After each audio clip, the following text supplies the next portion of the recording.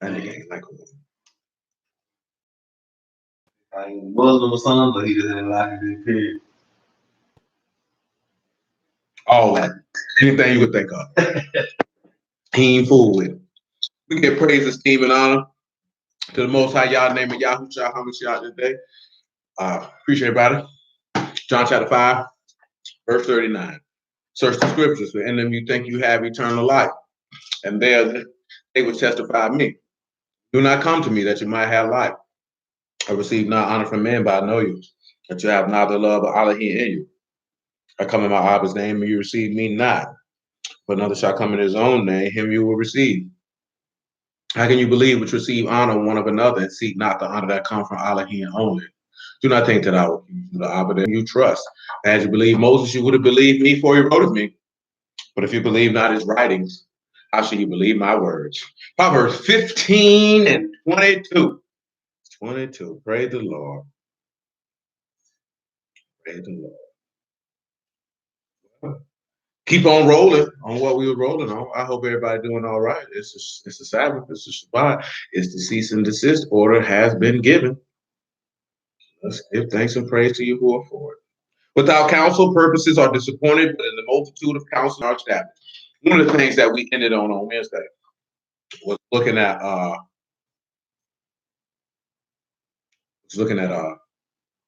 Sodom.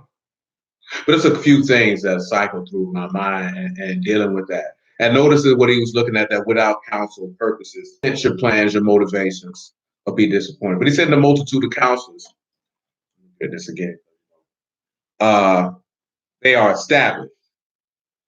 I want to focus on established, and we'll come in on the back end. Shalom, bro. We come in on the back end because I mentioned some things with the scribes. That, you know what I mean? And we'll take that and try to piece everything together in that verse, you know what I mean? And then probably just probably leave that where it's at and move on. There's a couple other verses in Proverbs. You're still at 14. I'm just bouncing in between the two, so it don't get too monotonous. Going straight down. Plus, of course, with the events, Kobe Bryant, of course, that causes some being dealt with at the time, because sometimes that's what has to be done. Focus the mind frame of where people who are professing to be servants of you who are at that particular time. Sometimes people like to focus on. Now it's interesting that it focus on other matters that don't really happen. But of course, Quam is that here it's going to mean that it's going to be established and confirmed. So you have Kuf, you have U, and you have me. All a moment or two on that. You have Kuf, you have U, and you have me, and we'll be a little bit more interactive in that regard. Kuf, U, and me. So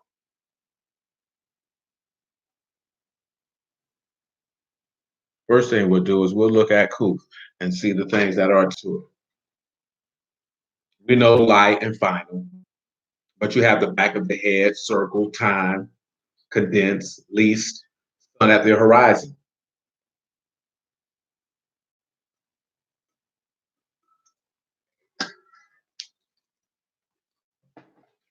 Of course, you got U, and we know that that's nail and to be secured. That's how I feel. Connection a little shaky. You got tent, peg, nail, hook, add, join together, secure means, and quote good old mean, blood, water, chaos, mighty, and to question. So we could sit back and we could look at, take a stand, many counselors. I'm going to say Malachi 4, Psalms 19, why I'm choosing sun at the horizon. So just bear with me on that. There's a reason.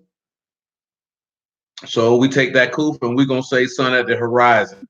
We're going to take this U and sit back and look at how the sun of the horizon is securing. And we could sit back and look at, we could say water, but we're going to say mighty or power. So the sun of the horizon secures power. Now,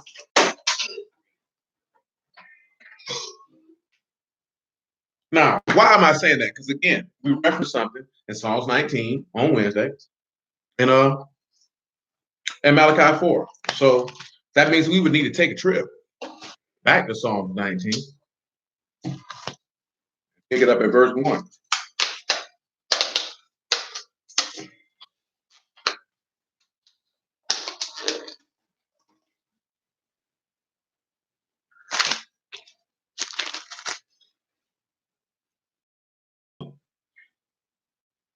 The heavens declare the glory of Elohim. The firmament show his handiwork. Day unto day, it said in the multitude of counselors, right? And that's what it said. You're established. Follow me. He said the heavens declare the esteem of Elohim, and the firmament show his handiwork. I want us to go to Genesis because I want to deal with you having a multitude of counselors for a matter to be established before we turn to counsel how purposes are disappointed before we get into that. So just do things a little roundabout fashion, but bear with me. I want you to come back to Genesis chapter 1. I want you to look at verse 6 because we talked about a little firmament last week. Look at the Lord. Let there be a firmament in the midst of the waters. Let it divide the waters from the waters.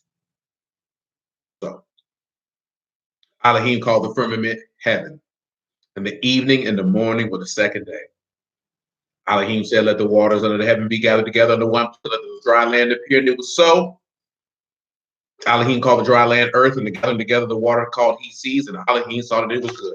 Let's drop down and move on. It doesn't matter.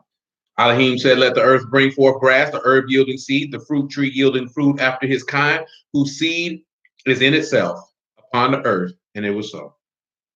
Earth brought forth grass and herb yielding seed after his kind, and the tree yielding fruit, whose seed was in itself after his kind. Elohim saw that it was good.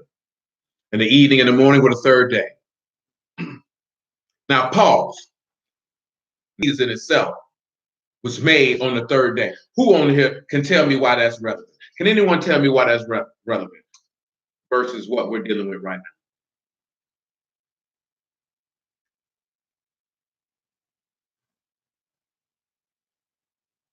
Because y'all think, yeah, I'm just look at the screen and I ain't gonna type that.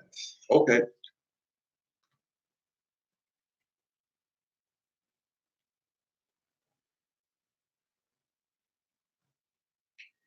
I know why a fruit tree yielding fruit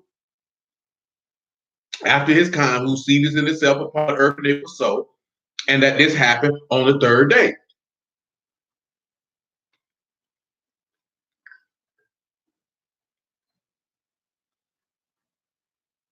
And both of those answers are correct. That's not what I'm looking for. Those are not incorrect answers.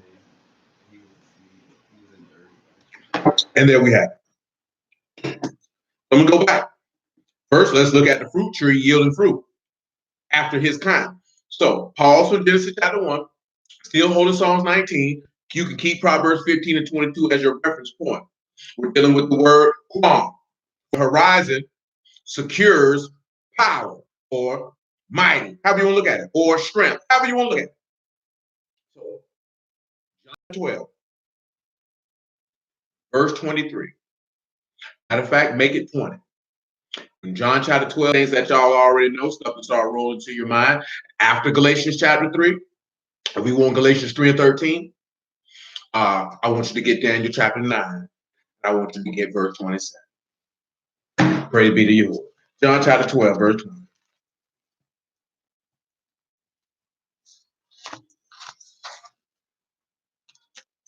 Because I'm really reaching back to grab something that we just went over a couple months ago.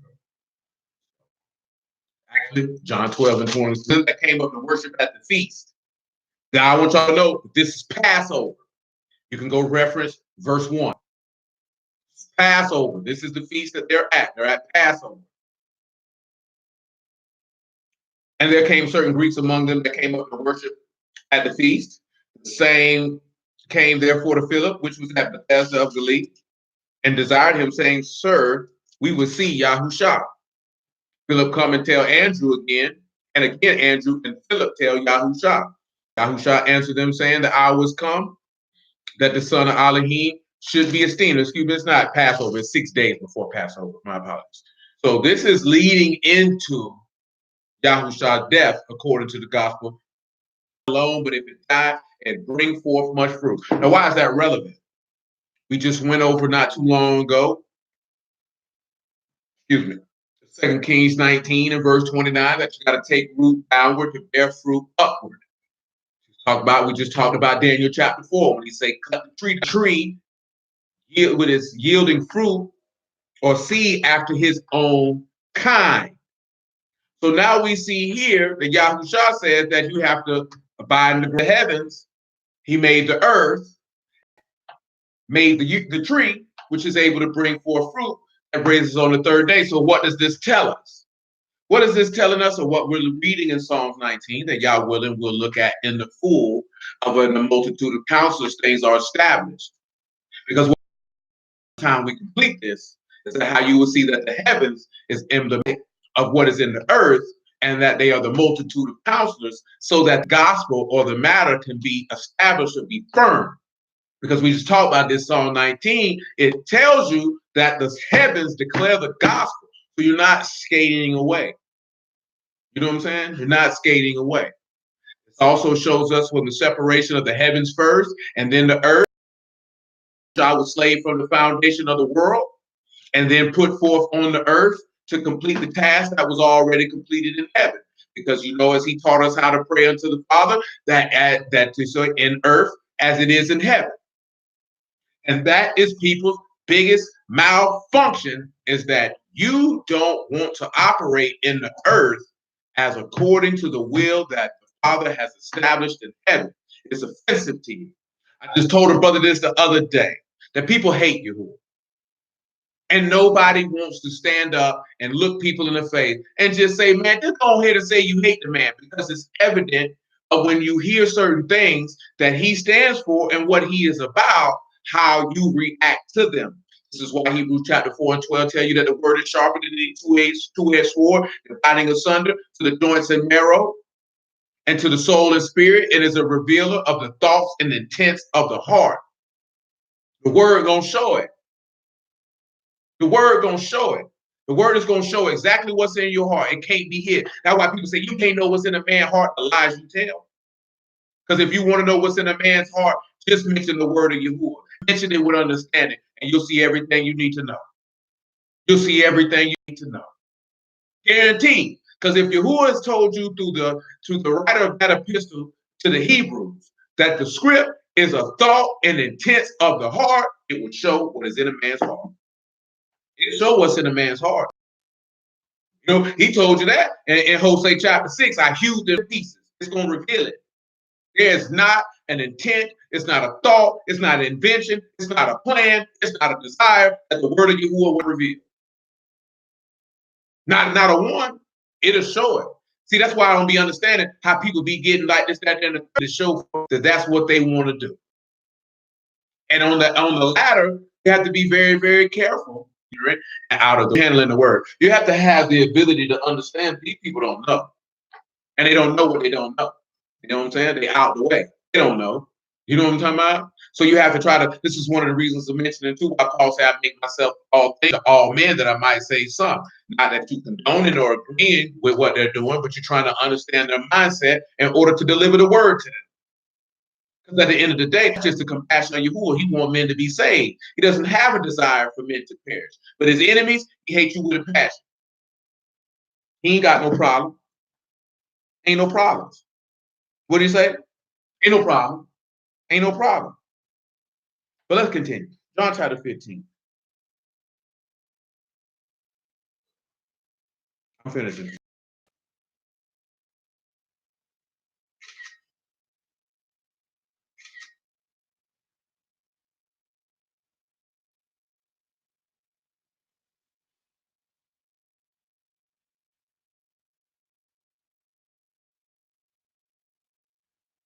Fifteen and 1. Okay. Looking right now, man. Because I keep getting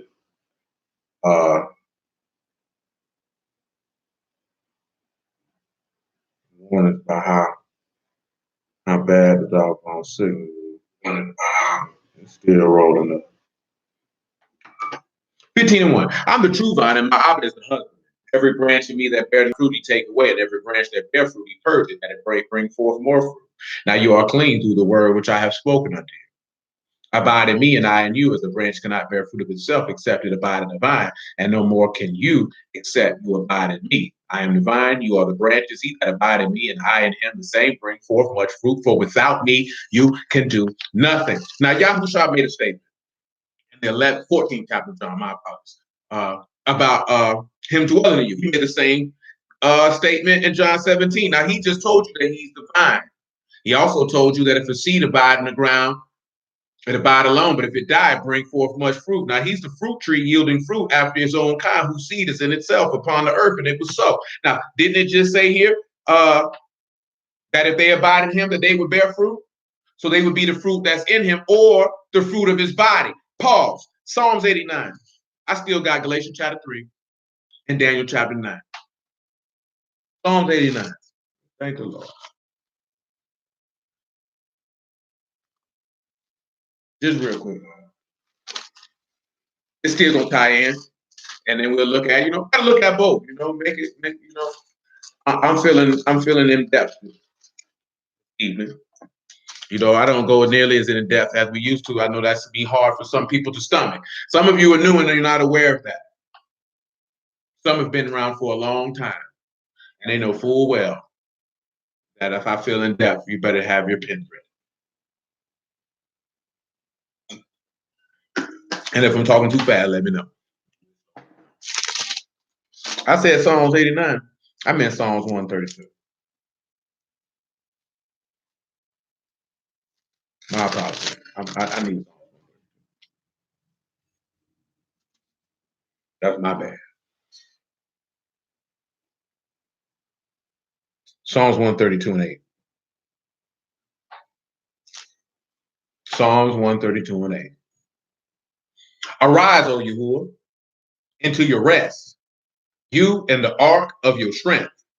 Let your priests be clothed with righteousness, and let your saints shout for joy. For your servant David's sake, turn not away the face of your anointed. You who have sworn in truth unto David, and he will not turn from it. Of the fruit of your body will I set upon my throne. Now that's what hold on. That's what I came here for. It said of the fruit of his body, right? So when we look at this here, and you see that it's the fruit yielding, the fruit tree yielding fruit after his own kind, we can get a little snapshot. Because he said, from the fruit of your body. Now you know that the woman produces the fruit of the womb. But in order for her to produce something in the womb, she needs something that is most vitally important, because her womb is ineffective without the seed. See, the ground is fertile, it's lovely, it's beautiful. I'm talking about actual soil, but that soil cannot produce anything if a seed is not placed into it. Well, the book tells us in John chapter 1 and verse 12 that he gave us power to become the sons of Elohim, and the grave has always been with us. But the grave was irrelevant without that seed being placed in it. That seed being the word of Elohim, that seed being Yahushua, that grave was ineffectual, couldn't produce fruit. Well, what is it, the fruit that it produced? I'm feeling good this evening. We might as well. And 26 and 19. And from that, Matthew 27. We still hold in Proverbs, not Proverbs, well, Proverbs reference point. Genesis chapter 1 is still on deck. What's the other ones? Don't need John 15. Don't need John 12. But we got Daniel 9 and 27 and Galatians 3 and 13. Praise the Lord. Praise the Lord. You will be praised. What's that one? 26 and 14. In fact, make it 13. You gotta love the word, man. What's like? Ain't nothing like it. Ain't nothing like the word. Make it 12. Isaiah 26 and 12. Yahuwah will ordain shalom for us, for you also wrought all our works in us. Look what he takes. They say Yahuwah will ordain shalom. I'm gonna just look at the word ordain for you. Shalom, shalom says how you doing. You know what I mean? Like, think about it. Think about what's being said to you. Now again, oh yeah, Psalms 19 still on deck. Again, this coming from Quam. You hear the brew, Quam, Yasharal, all that stuff. They like to say things like that. Rise, but it means to stand. or also to be established. We're looking at how the sun of the horizon secures power or strength. You understand? That's why we're looking at it in this way. This is what happens with a multitude of counselors. Your purpose gets established. Let's continue.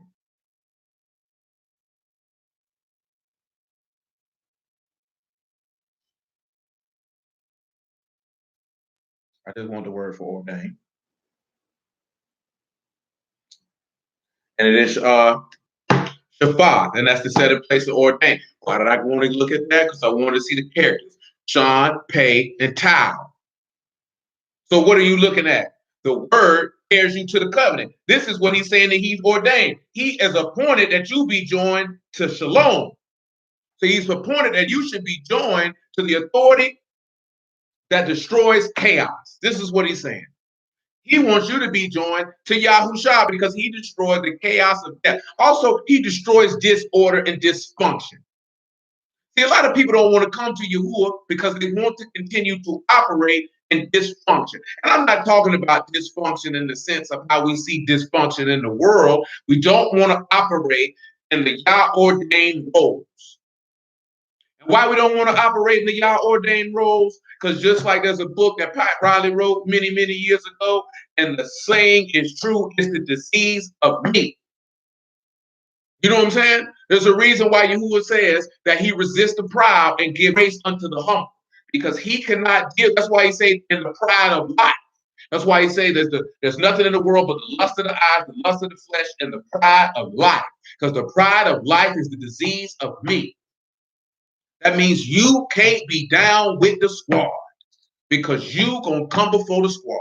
This is why Yahushua told you that he didn't come to be served, but to serve, and he that who was greatest among you to be a servant. Because the woman is already appointed to be a servant to her husband. You understand? A servant to Yahuwah. That's already been appointed. But you live in a world, those things been mixed up and crossed up. So you really have individuals that are fighting against one another. They're not on the same team. Anybody who watch sports, you've seen the only sport you're not going to get that in is baseball. You know what I'm saying? Because you could be a me guy at baseball and it ain't really going to have no effect on the team. Because it's really just a pitch against the bat. You know what I'm talking about? Yeah, he could try some old crazy stuff in the field, don't hit the cutoff man. But those things don't really have that much of a factor. You know what I'm saying? Even though it's a team game in a team game. At the end of the day, yeah, there's little variances, but at the end of the day, it's the pitcher against the hitter. That's it. That's one-on-one matchup. When you deal with football and basketball, and football especially, football is the ultimate team sport that there is because all 11 people have to play to do their job. If somebody seeks to do their own thing, he can throw it off. You seen it in the Super Bowl. And the pass that Tyreek Hill caught, you know why that happened? Because the corner did not do his job. He did not do his job.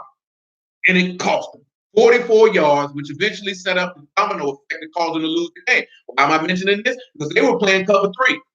That corner's job was to play the lower third.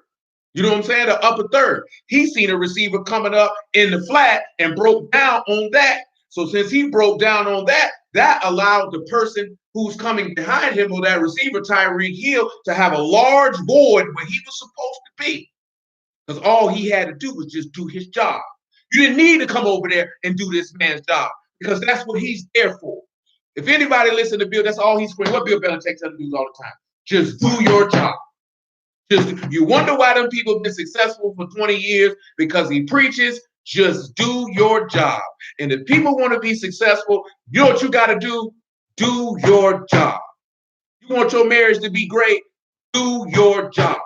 Don't worry about what trying to do his job. Don't worry about trying to do her job. But most importantly, delight in doing your job. See, if you don't like doing your job, then you're going to be ineffective. And if you didn't want the job, nigga, why did you take it?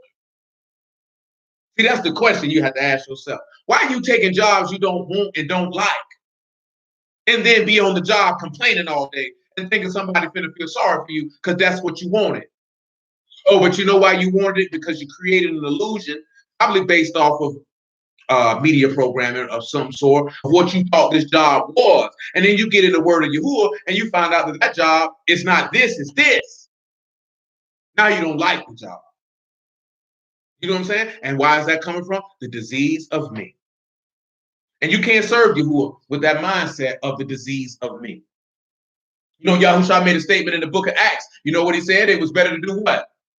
Give than to receive. So what was he trying to teach you? He was trying to teach you to be selfless and not selfish.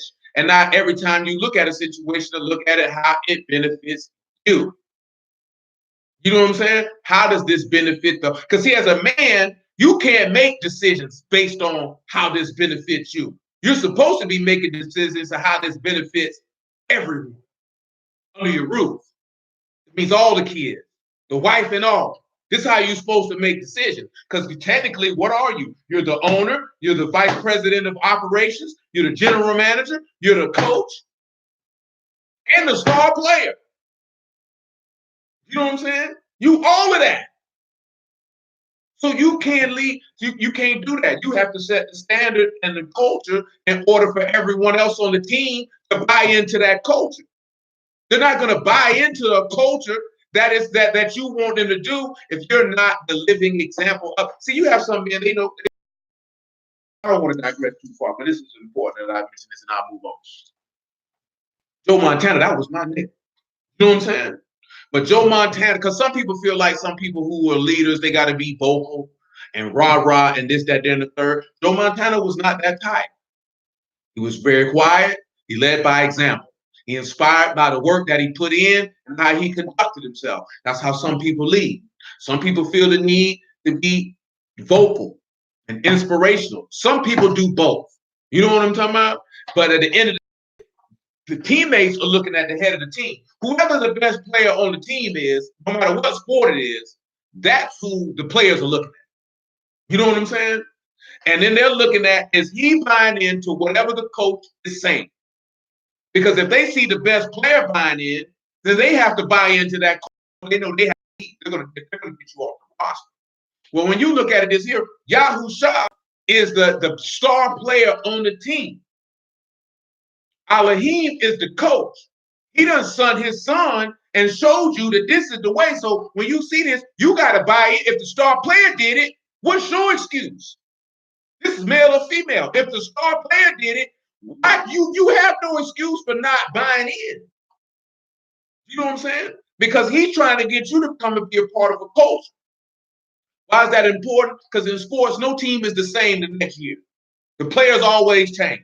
Well, guess what? In life, no people, generations change, people change, but the culture has to get passed down.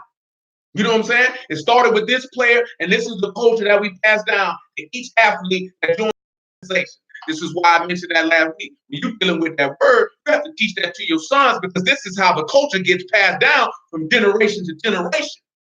So you have to set the standard for the culture now for your son to buy in, so he can set the standard for the culture for his son to buy in. And this is why that's important, the fruit of the body, because those are those after his kind. So they're going to come in. They're a part of that culture.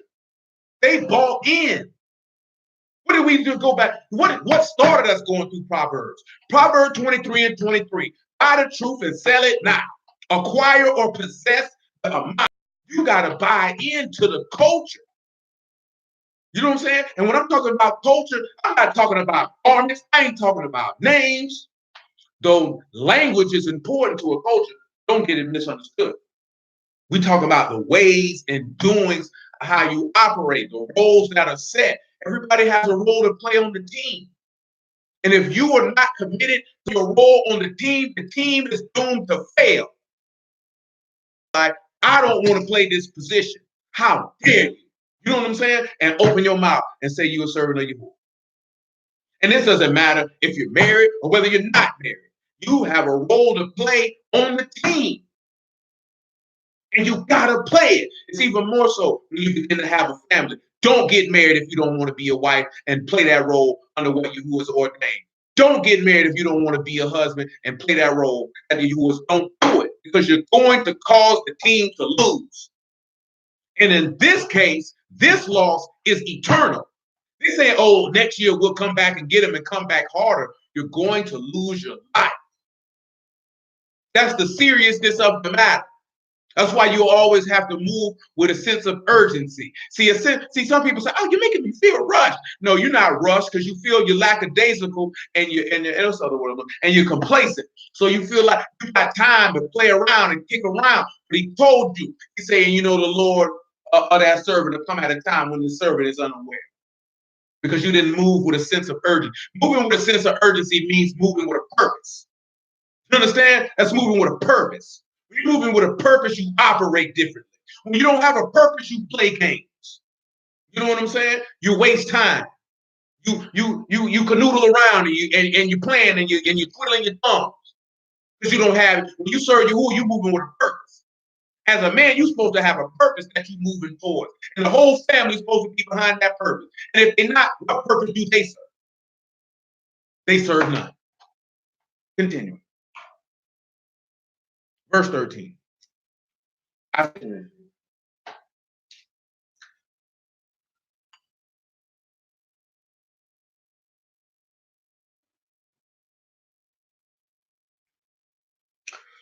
This is one of the most beautiful things you will ever make. I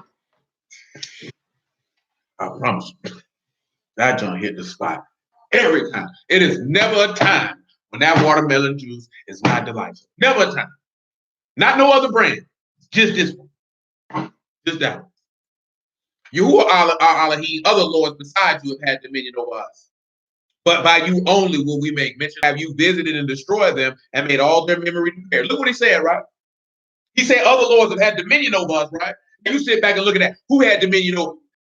He destroyed it. It lived. It said it don't live no more. Let's continue.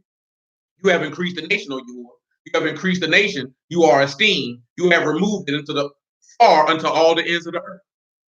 You who are in trouble, they have visited you. They poured out a prayer when your chastening was upon them. Like as a woman with child that draw near in the time of her delivery is in pain and cry out in her pains. So have we been in your sight, O Yahuwah. We've been with child. We've been in pain. If has it work, we fought forth wind. We have not wrought any deliverance in the earth. Neither have the inhabitants of the world fallen. Your dead men shall live together with my dead body. Your dead men shall live together with my dead body, and shall they arise, awake, and sing, you that dwell in the dust, for your dew as the dew of herbs, and the earth shall cast out the dead. Matthew 27.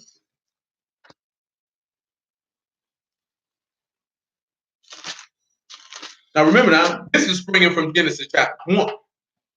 Why is that fruit yielding tree after it's with its seed, which is in itself bearing fruit after its own kind on the third day? Why is this relevant? Because before he starts putting the signs in heaven, guess what? Fruit had to be produced.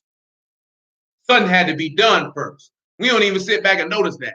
That before he put the things in heaven, he put the fruit yielding tree, because some of you already know what them stars are. We mentioned it last week as well, and what they represent.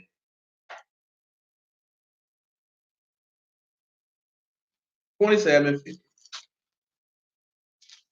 Yahushua, when he cried again with a loud voice, yielded up the Ruach.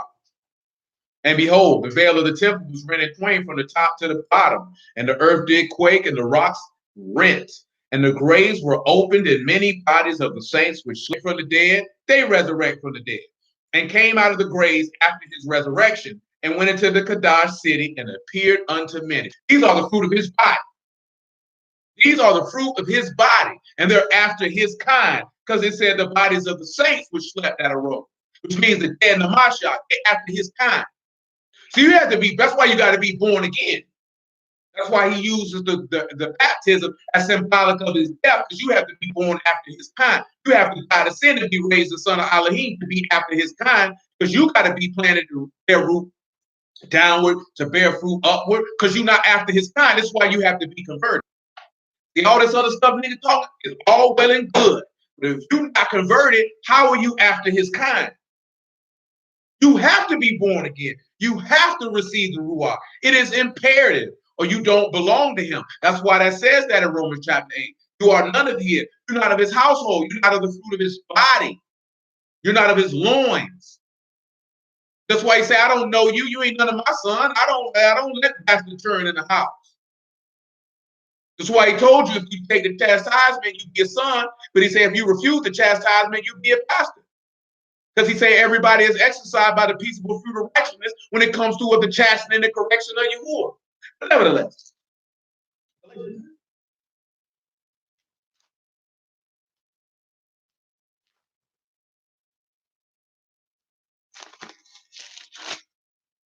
3 and 13.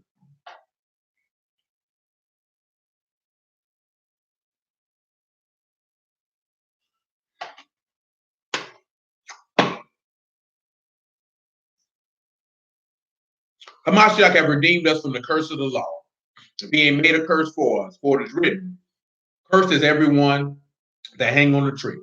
Now, I'm only mentioning this if there's somebody on here who don't know this, who've been listening to Bruce, who've been telling you that the curse of the law that he redeemed you from, Deuteronomy chapter 28. I just want you to know that they lied to you. You know what I'm saying? I'm not even going to say they did lie, but I'm not going to say that they did it willfully. I'm going to say that they did it out of ignorance because someone taught them something foolish. He did not redeem you from the curse of the law in Deuteronomy 28. He redeemed you from the curse of the law. That's in chapter 2 when he said, when you eat of this tree, you shall surely die. Do that in Deuteronomy chapter 30. You know what I'm saying? And you can go read that for yourself. He told you when you circumcise your heart and to circumcise the heart of your seed, that Yahuwah would take all these curses on you and put them on your enemies. You read that for yourself. Don't take my word for it. People lied to you. They were insufficient and incorrect in what they were espousing, because that is not the curse that he redeemed you from. That's just for somebody on here that they may have not known that. Because I wager most of you already know. He said that the blessing of Abraham might come on the Gentiles through Yahushua HaMashiach, that we might receive the promise of the Ruach through faith. Brethren, I speak after the manner of men, that as though it be a man's covenant, and if it be confirmed, no man disannul or add thereto. But Abraham and his seed, where the promise is made, he say not into seeds as of many, but as of one into your seed, which is a Mashiach.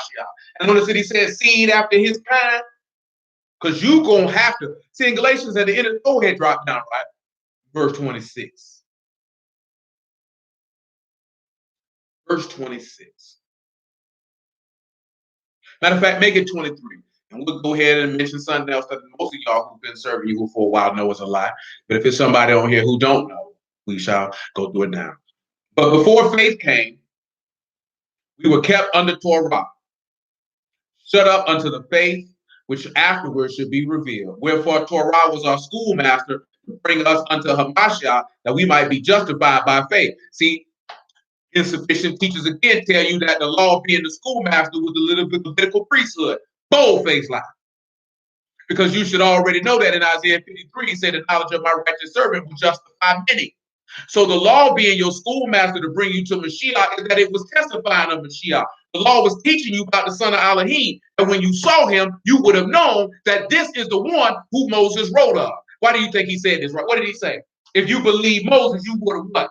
Believe me, for he wrote of me. We're supposed to know this. You know what I'm saying? And this is not information. Look what I know. No, that's for lames and douchebags. You know what I'm saying? That's for you to know who your Elohim is. When you know him, guess what happens? He can know you. So when you know him, guess what he can do? He can continually reveal his face unto you and draw nearer unto you because you're drawing nearer unto him. And therefore gift you with the one thing he desires to give you, and that's everlasting life through the gift of the Ruach HaKodesh by way of Yahushua HaMashiach. Because that's what his desire is. You can't get that just because I know something you don't know. Get your lame behind out of here with that, man. That ain't going to get you nowhere.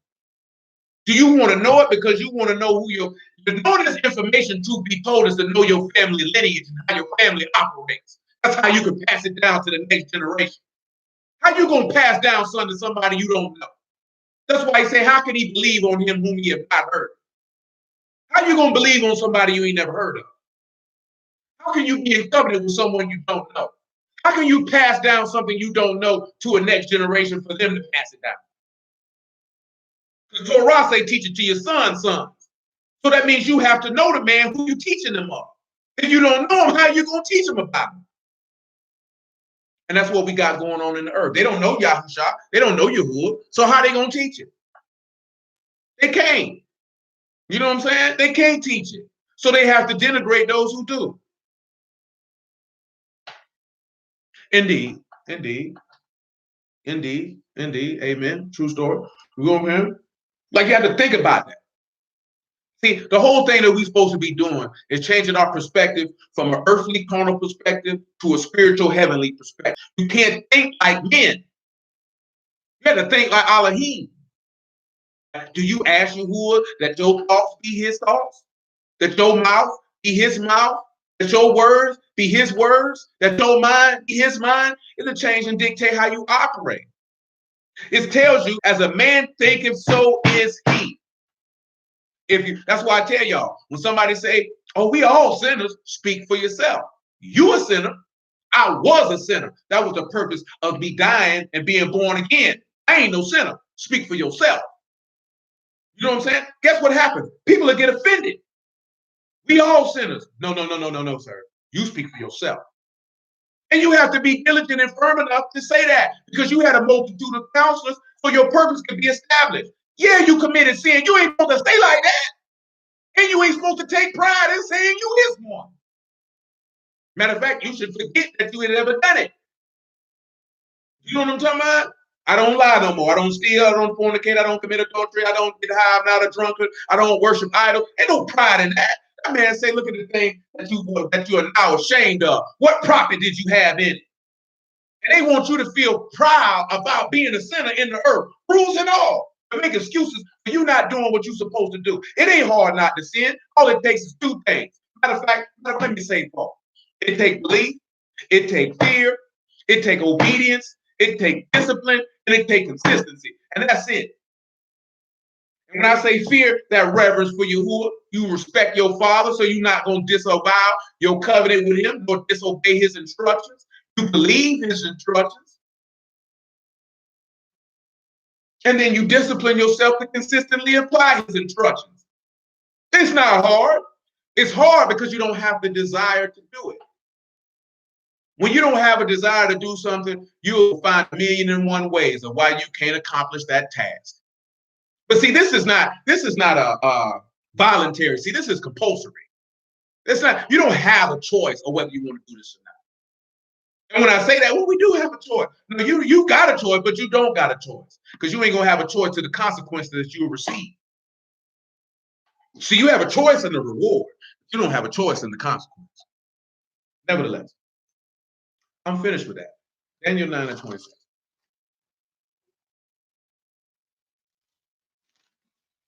We just have to consider. You know, Yahuwah is good, and his mercy endures forever. That's a true story. Make it 9:26. That is a true story. You know what I'm saying? But with that mercy, got to come faith. And through the obey, you know what I'm saying? You can't say you love your husband and then don't follow him, question him, disrespect him, disobey him. Then you don't love him. You know what I'm saying? Period, point blank. If you're not willing to nurture your wife, like, ask yourself this question: what man want to nurture a woman who ain't gonna follow him? What man want to lead somebody don't want to follow him? He want to cut you off the roster and get another one, and he can't. Who wants to lead that? Don't no coach want to lead a group of malcontents. If you look at sports, anybody, I said they got rid of D'Angelo Russell. Say he was a malcontent. Warriors say we got to get you out of here. I just signed you to $112 million. You ain't played with me but over a half a season, and I'm ready to get you up out of here. That's how much. Matter of fact, I'm ready to get you up out of here for a nigga who's making $120 million from pure trash. I'm talking about unadulterated dumpster juice. You know what I'm talking about? Nigga been stealing money for 5 years. Well, I can't say stealing because he's been going to work. You know what I'm talking about? He just don't do good work. But that's what you do with a malcontent. You get rid of them. Don't nobody want to lead somebody who don't want to follow. And at that point, why did you sign the contract? Straight up, get you out of here. You know what I'm saying? And then I'm just sitting and mention this here, right? And it's twofold now. For the natural women, and then for you men, because you part of his body, being his spouse. You know you can't lead yourself. You know that, right? You know you can't dictate nothing. You know that if you reject following Yahuwah or following the man Yahuwah gave you, why does your ignorant, stupid behind think you're going to get something better? He's going to give you something that's according to that same prideful desire for your utter destruction. That's what he gonna do. So you saying my best ain't good enough for you. Fine. Don't even worry about it. See, that's the difference how you operate. Who are gonna look in your face and tell you, you know what? That's fine. Don't even worry about it. But you got people in this world, they mentally deceived, they're deranged, they're delusional, delusions of grandeur, if you will, that you think you can reject what Yahuwah has offered and think he's gonna give you something better than what he offered you. The hell you say, the lies you tell, the foolish you think. You know what I'm saying? We have to sit back and look at that. Where's our example of that? Yahuwah gave them manna from the earth and from heaven, and they had a nerve to talk about it. We ain't got nothing but this manna. I'm sick of it. Nigga, what? That's angels' food, fool. Are you serious? Got to be careful out here. After this is Daniel 9:26. After 62 weeks shall Mashiach be cut off, but not for himself. The people of the prince shall come and destroy the city and the sanctuary, and the end thereof shall be with a flood, and unto the end of the war, desolations are determined. And he shall confirm the covenant with many for 1 week, and in the midst of the week shall he cause the sacrifice and oblation to cease for the overspreading of the abominations, and he shall make desolate unto the consummation, and determined shall be poured out upon the desolate. Pure and utter foolishness. It says that he shall call that he, in the midst of the week, he'll cause the sacrifice. Y'all know that unleavened bread is a 7-day feast. Y'all know that on the 3rd day, he rose from the grave. When he rose from that grave, sacrifice was no longer required because he made the sacrifice of himself. And once he went back into Chamahim, he had made a sacrifice for all of us once and for all. That's why it says in the midst of the week. The man was not crucified on a Wednesday because Wednesday did not even exist at that time. You know what I'm saying? That's why, and the reason why people do that because they want to say, see, because he rose on Saturday. Know that. You know what I'm saying? He didn't rise. The Christians ain't got that part wrong. He rose on the 1st day of the week. And which one of my people who've been rolling for a long time know why he rose on the 1st day of the week according to the law? You ain't got to be detailed, but give it enough detail. Who knows why he rose the 1st day of the week according to the law? Which is what we see. Hold on now. What we see in it, if the fruit yielding tree who yield fruit after his own kind, whose seed is in itself, when you see him yielding fruit on what day? In the midst of the week. Now you see that there. So the law told you what Daniel told you too. Now, not let there be light. Not let there be light. I can understand why you would, and it's understandable on both of y'all. You know, I can see why y'all would say that. So I ain't mad at you. You know, that ain't who can tell me according to the law, why did he rise on the 1st day of the week? Because the law tell you that. That man ain't raised on no Sabbath. What Sabbath mean again? Ceasing to sit, rest. What did he sit back and he looked up, and when he looked up in the sky, what he said? It's what? It's finished. Y'all don't remember? Yes, my love. Rest. Listen, we were trying to get somewhere else to it though. And we just went over that chapter. Anybody else? Think about it though. Genesis chapter 2. Is it Genesis chapter 2? Yeah, Genesis chapter 2. Yahuwah finishes doing what in Genesis chapter 2? What does Yahuwah finish doing, everybody, in Genesis chapter 2? Because he just mentioned it, rest. So in Genesis chapter 2, what did Yahuwah do? He ceased from all his labors, did he not? Work, yes, ma'am. He ceased from his work. And he did what? He rested. Now, when we go back and look at Exodus 31, what did it say about what Yahuwah did when he rested on the Sabbath day? It said he was what? Who recalls what it says? I gave you the chapter so you can look it up. Refresh, my man. Refreshed. Renewed. Let me get you the Hebrew word for it, because I know we just mentioned that, right?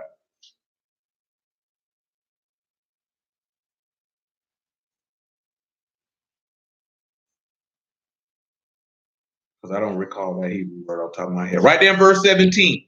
And on the 7th day he rested and was refreshed. Refreshed is nefesh. which is to take breath, or to refresh oneself. That's right, brother, refreshed. So if you're going to be refreshed, you're going to get up on the day you refreshed because you finished your work. Now, what did Yahuwah say when he finished his work in Genesis chapter 2? He said, it's what? It is what? It's finished, right? And when Yahushua finished his work, what did he say? It's finished. What did Genesis 49 tell us about Issachar? What did he see was good? Rest. So why would he get up on the rest day? You know what I'm saying? That don't make sense. Just because these people took the veneration of Ashtaroth and say that he rose on the first day of the week, it's not incorrect. He rose on the first day of the week. He says 6 days a man may labor, but on the Sabbath is the day of rest. So why is this man getting up to do work on the rest day? Now you have to remember, why is this important? Because with a multitude of counselors, your purpose is what? Established. So this counsel has already been established. And Yahuwah has shown us this from the beginning.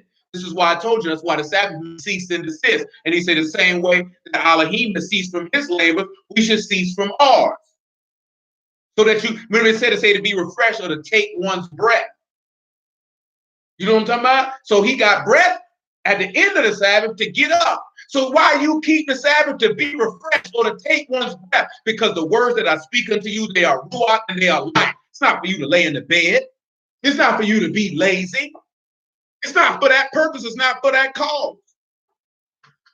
You know what I'm saying? It's not for that cause. It's for you to take one's breath to get the word. That's the purpose. He know you bustling and bustling 6 days a week. There's nowhere in the world that I have my children not take my breath the way they totally focused on me. So he say, cease and desist everything you got going on. And you know why you got to follow that culture? Because he did. You're not going to be able to say, I can't be refreshed. Because Yahuwah had already done it. He did it in the beginning and he did it on the back end. You ain't got no way around it. You ain't got no way around it. He done set the culture. He done set the culture. So if he done set the culture, you ain't got to do nothing but look at the example and you can't get around it. Come on back to Genesis chapter 1. You can't get around it. This is how a purpose gets established because you see how this is getting established through a multitude of counselors. Because you got counsel from Paul to his epistle to the Galatians. You got a counsel from Yahushua. You got counsel from Daniel. You got counsel from Isaiah. You can counsel from Moses so that you can be established and be a son or daughter of you. Ain't he beautiful? That's how things get. But when you go without the word, see, you get destroyed. That's what happens. You can't go rogue. That's what a lot of people's problem is. They want to go rogue. Don't go rogue, my people. Don't go rogue. Because you're not going to win.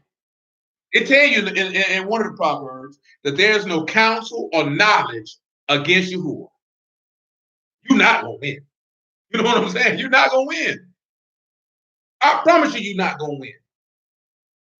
That's why you ain't got to be worried about these nations, these people. They not going to win. How you going to fight Yahuwah and think you're going to win? See, I gave that away because y'all know that's about the beast. But, you know, who cares about the beast? Screw that nigga in the vagina he came out of. You know what I'm talking about? Nevertheless, verse 14, Genesis chapter 1. Praise be to you. You know what I'm saying? Where would we be without it? Psalms 19. Proverbs 15 is our reference point. All is what we looking at coming from Psalms 19, believe it or not. Believe it or not. Everything we were looking at was based from Psalms 19. Verse 14 of Genesis chapter 1. Elohim said, let there be lights in the firmament of Shamahim to divide the day from night. Let them be for signs and for seasons and for days and years. Let them be for lights in the firmament of the heaven to give light upon the earth, and it was so.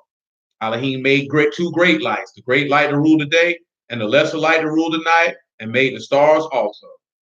Elohim set them in the firmament of the heaven to give light upon the earth and to rule over the day and over the night, and to divide the light from the darkness. And Elohim saw that it was good. In the evening, in the morning, with the fourth day. So that's what he said he made these lights for you to know the difference. Come over here to Acts chapter 26. Acts chapter 26. Praise you, Lord. Praise you, Lord. Just imagine, just sit, man. I know I mention this from time to time, but just take stock within yourself. You feel me? Just think of yourself, where would you be right now? What would you be doing if Yahuwah didn't call and you didn't answer the call? Now that you didn't answer the call, you need to make sure that your election is sure, as the Apostle Peter once said. But just think to yourself, what would you be doing? Who would you be with? Remember what your old desires were. This Acts 24, 26, 15. And ask yourself, are you really missing anything? Do you still think along the lines of the way that you used to think in regards to certain matters? And ask yourself why. Why are you still holding on to those thoughts, those perspectives, those viewpoints? You know what I'm saying? What benefit or profit do you gain from holding to that? As a man, do you look at yourself and say, you know what? I want the ability to say that I'm a husband, but I don't like the certain responsibilities and aspects of leadership and structure and administration semblance of control or say or in the direction that things go. You know what I'm saying? You sit back and you look at certain things in your day to day. Someone says something you don't like. Do you still respond angrily? Do you feel the need to respond to every matter or thing that is said about you or to you? You know what I'm saying? Things of that nature. And he did, but see, when he was telling them that in that regard, on the Shabbat, Yahuwah don't stop doing things. You know what I mean? So when you look at on this actual Shabbat, because this is an actual experience. So cool. Yahuwah heals 7 days a week. You know what I'm saying? He heals 7 days a week. And that could feel you can't see because our brother here asked, what about when Yahushua told the Pharisees his father's work, so he works on the Shabbat when he healed? Because they were telling people, because remember he told you it's lawful to do what on the Sabbath? To do good. Yahuwah do good 7 days a week. The scribes were telling people that they couldn't be healed on the Sabbath if that was work. But that's not work in that regard. It's the works of Elohim. This fourth is the word that's just in my head. The mighty works of Elohim, that Elohim give praise. But this is a simple fact of, okay, case in point, better point. I work 7 days a week. You know what I'm saying? Because I preach the word, I'm working right now. And it's lawful for me to work. Matter of fact, let me show you why I say that. Come over here to Matthew chapter 4. The priests worked in the temple every day, right? They had to offer incense and sacrifices and all. The people can learn how to do some of the things that the priests did. And I mentioned that because that's what he's going to say in Matthew chapter 4. And that's a good question. That's a good question. 12 and 1. That's a good question.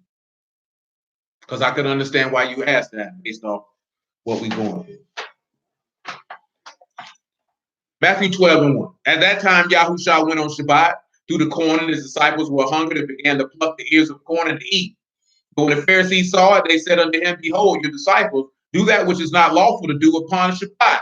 Now look at what they're telling them. It's not nowhere in the Torah does it tell you that it's unlawful for you to pick corn if you're hungry. Nowhere in there does it tell you that you can't do that. Now look what he's going to tell them.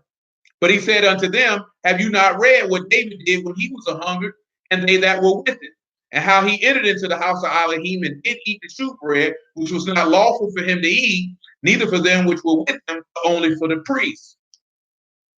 Or have you not read in Torah how on Shabbat the priests in the temple profane Shabbat and are blameless? But I say unto you that in this place one is greater than the temple. But if you had known what this mean, I would have mercy and not sacrifice, and you would have not condemned the guiltless. For the Son of Man is Lord even on Shabbat. So look at what he tells you. Now, he mentioned David. Why does he mention David? Because David was a hunger. He went to the priest and asked for bread. He said, I only got this shoe bread, which is sanctified for the priests. But he said, if y'all ain't touched no women, you can have this bread. Why? Because Yahuwah is an Elohim of mercy. That's the same way somebody be like, you can't buy and sell on the Shabbat. Somebody come and tell you they hungry. So you mean to tell them you gonna send them away and say they can't get nothing to eat because it's the Sabbath, you can't buy and sell? So you gonna send this person away hungry? Or you gonna go do good and go in here and feed this man? Because why would he want to be so unmerciful that you can't go in here and buy him a hot plate because it's the Sabbath? You know what I'm saying? When you sit there and we think about that, that makes no sense whatsoever. Well, some people say that's just blasphemous. No, you just unlearned. You understand? Ain't no way in the world you going to send this person away hungry.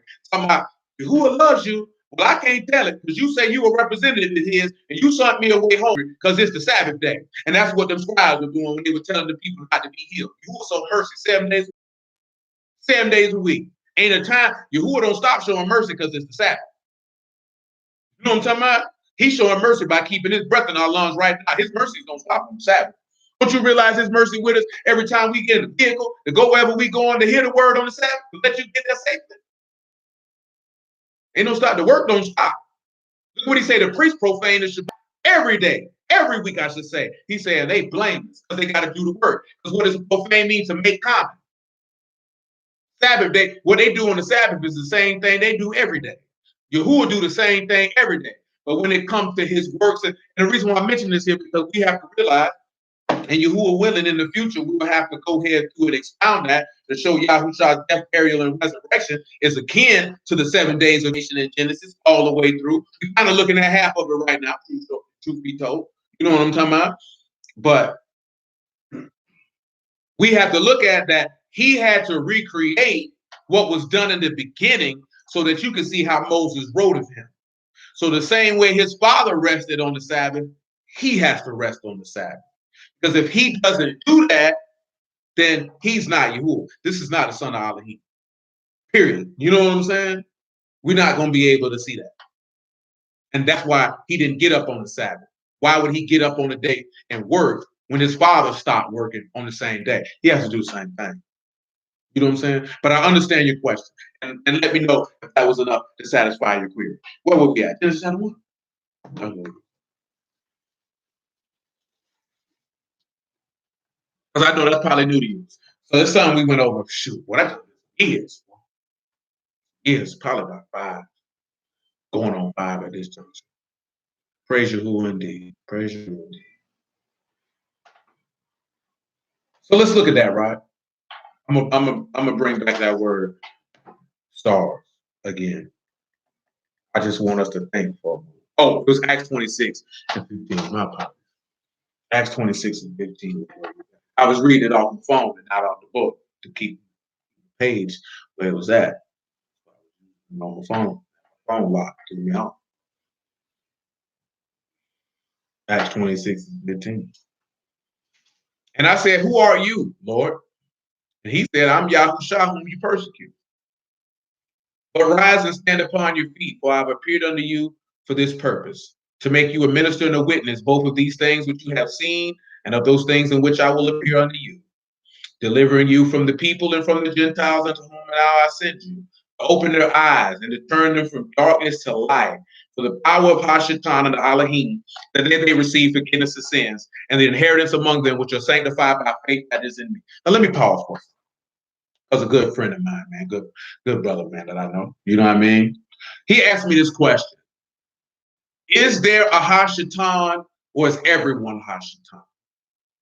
Is there an angel named Satan, or is this because I want? And the reason why I mentioned this here because it was right here, so this is what brought it to mind. Because I just talked to him about this last night. Well, not last night. What was yesterday? Thursday. I just talked to him about this Wednesday. Satan means adversary. When you put the ha or the thee in front of it, it is the adversary.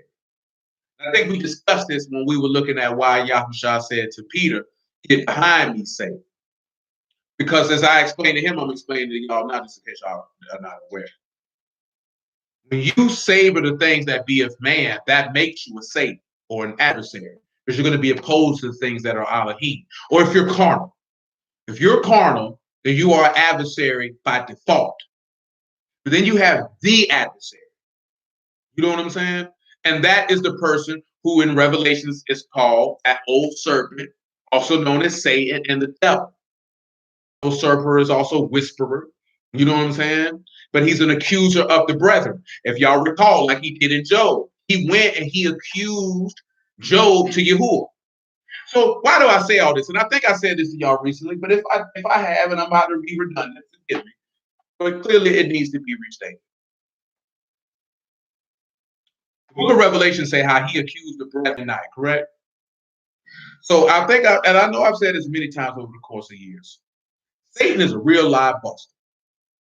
He the type of nigga to give you a blunt and you go to smoke it and your daddy pull up and punch you in the face and he gonna look you in the face and say, I didn't put a gun to your head. Or like what Denzel character did to Buddy in Training Day. It's not like I put a gun to your head. Because he's gonna take the onus off and say, I didn't make you do it, I just put it out.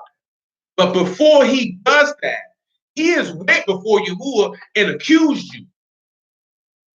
You know what I'm saying? And say, what did he say about Job? If you do this and do this, he'll curse you to your face. And that's what he said. So this is what he does in the heavenly realm. He goes before the throne of Yahuwah and say, let me do this and this. Or if you do this and this person will do this. See, this is unbeknownst to you. So when situations and circumstances arise, it is highly possible, strongly plausible, that the adversary has went before the throne. You know this, then you're supposed to have a lot more wisdom when things come up. The whole firm, because Yahuwah will allow him to tempt you for one cause and one cause alone. Because what? See, Yahuwah was confident in Job, was he not? He said, I know Job ain't. He said he'll shoot evil. That's perfect. He don't do that. You know what I'm saying? He don't do that. He said, you know, you could take him to that. I'm confident in that. So if Yahuwah allows his hand to test you, it's because strong likelihood he's confident that you're not gonna fold. That you're not gonna fold. So when you face with certain tribulations and temptations, this needs to come to your mind when you know the word. Clearly, this nigga done accused me. This whole buster nigga right here. You supposed to see this chump nigga coming from a mile away, because he ain't coming with no fresh game. I've been telling y'all this for years. He coming with what you like. And 99.9% of the time, what you like is against the will of Yahuwah. You know what I'm talking about? 99.9% of the time, what you like is against Yahuwah. See, that 0.1%, that's for those who've been born again. You understand? That's why he say watch and pray. You know what I'm saying? That you don't be led into temptation. For the flesh is weak, but the ruach is willing. See, you watching and praying, it ain't even gonna happen. Yahuwah ain't gonna let that man try you like that. Because he gonna come with what you like. We don't never realize that. We don't never think about that. You get tempted with what you like. Satan ain't gonna come to you with what you don't like, because he know you ain't gonna be moved with it.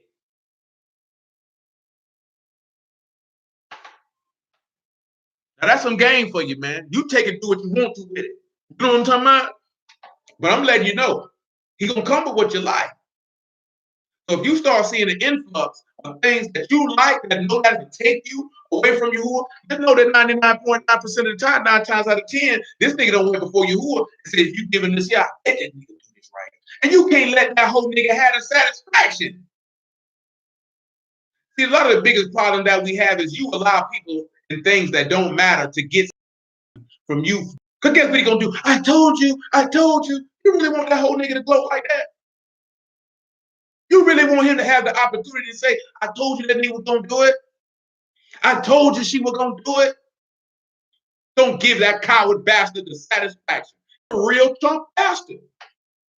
When you strip away all, when you really sit back and you look at Satan and the essence of how the text describes him, he is no one to fear nor to be concerned with. Because remember, right, he said he go about looking at who he may devour, and he's a deceiver. So what is he deceiving you with? Well, Paul already told you sin deceived me. Why did it deceive you? Because I wanted to know lust, and says the law say you don't covet. So you get deceived by your own lust. That's what's deceiving you. You're lying to yourself to fulfill your desire. So that's why he's a deceiver. That's how he deceived Eve with her desire. If your desire is Yahuwah, he can never deceive you. Did this man say in Matthew chapter 24? Did he say if it were possible, he would deceive the very elect? If it were possible. If you give yourself over to Yahuwah and you delight in Yahuwah and Yahuwah pleases you and you get gratification from Yahuwah, how can the adversary deceive you? Your desires is the desire of the will of Yahuwah. Therefore, there's no lust he can try you with.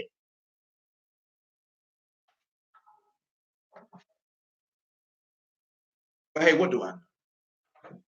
I do know one thing. Yahuwah is right. Yahuwah is good, and his mercy endures forever.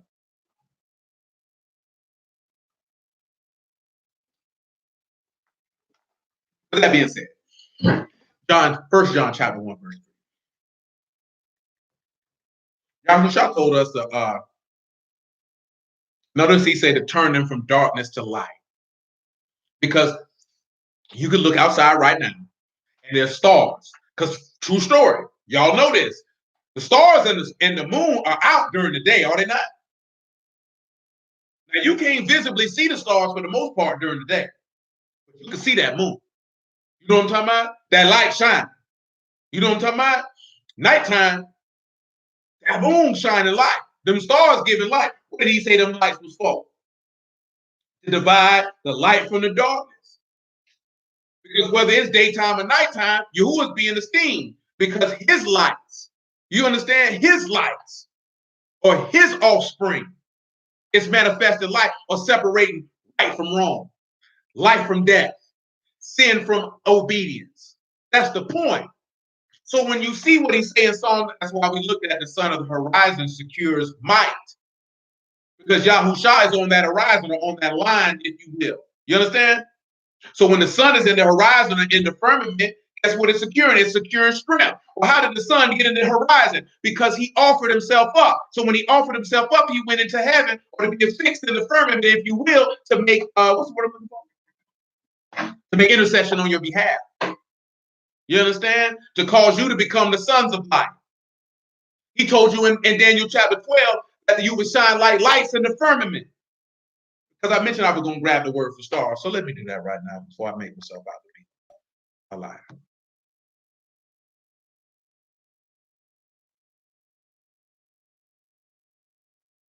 Now, y'all know stars mean sons of Mashiach, Kokab, right? Of the Messiah, brothers, youth, numerous progeny, or the fruit of the loin, right? Fruit of the body, I should say. Now, that's Ka, and that's U, and that's Ka, and that's Bod again. That's what it ends with. So let's take a look at that just briefly, and we'll move on. So, of course, you see open palm, bend, allow, open, tame, subdue, work, or to be filled. In this regard, we want to say work, and then for the second one, to be filled, right? Because we're dealing with, if you a son, you fill with the Ruach. And if you fill with the Ruach, you get the work. And what is the work of Elohim? That you believe on him whom he have sent. You know what I'm talking about? So now you take that pot, and now you take that ooh, and now you have secured the work of the son to be filled. Or you fill with the son by securing the word. How you secure the word is you confess with your mouth and believe in your heart that Yahushua was the son of Elohim and rose from the dead. And because you have done this, then that means that you have taken that multitude of counselors so that you could be established, because the sun on the horizon has secured might or power or that ruach, because he told his apostles to tarry in Jerusalem until you be endued with power from on high. At the end of the day, we're looking for the power of Elohim that has the ability to trample death. Amen. That's what we're looking for. What else is you looking for? What else is you here for? And I ain't that smart. So we ain't here but for one thing, and that's the word of Yahuwah to give us the ability to trample the snake. Romans chapter 6.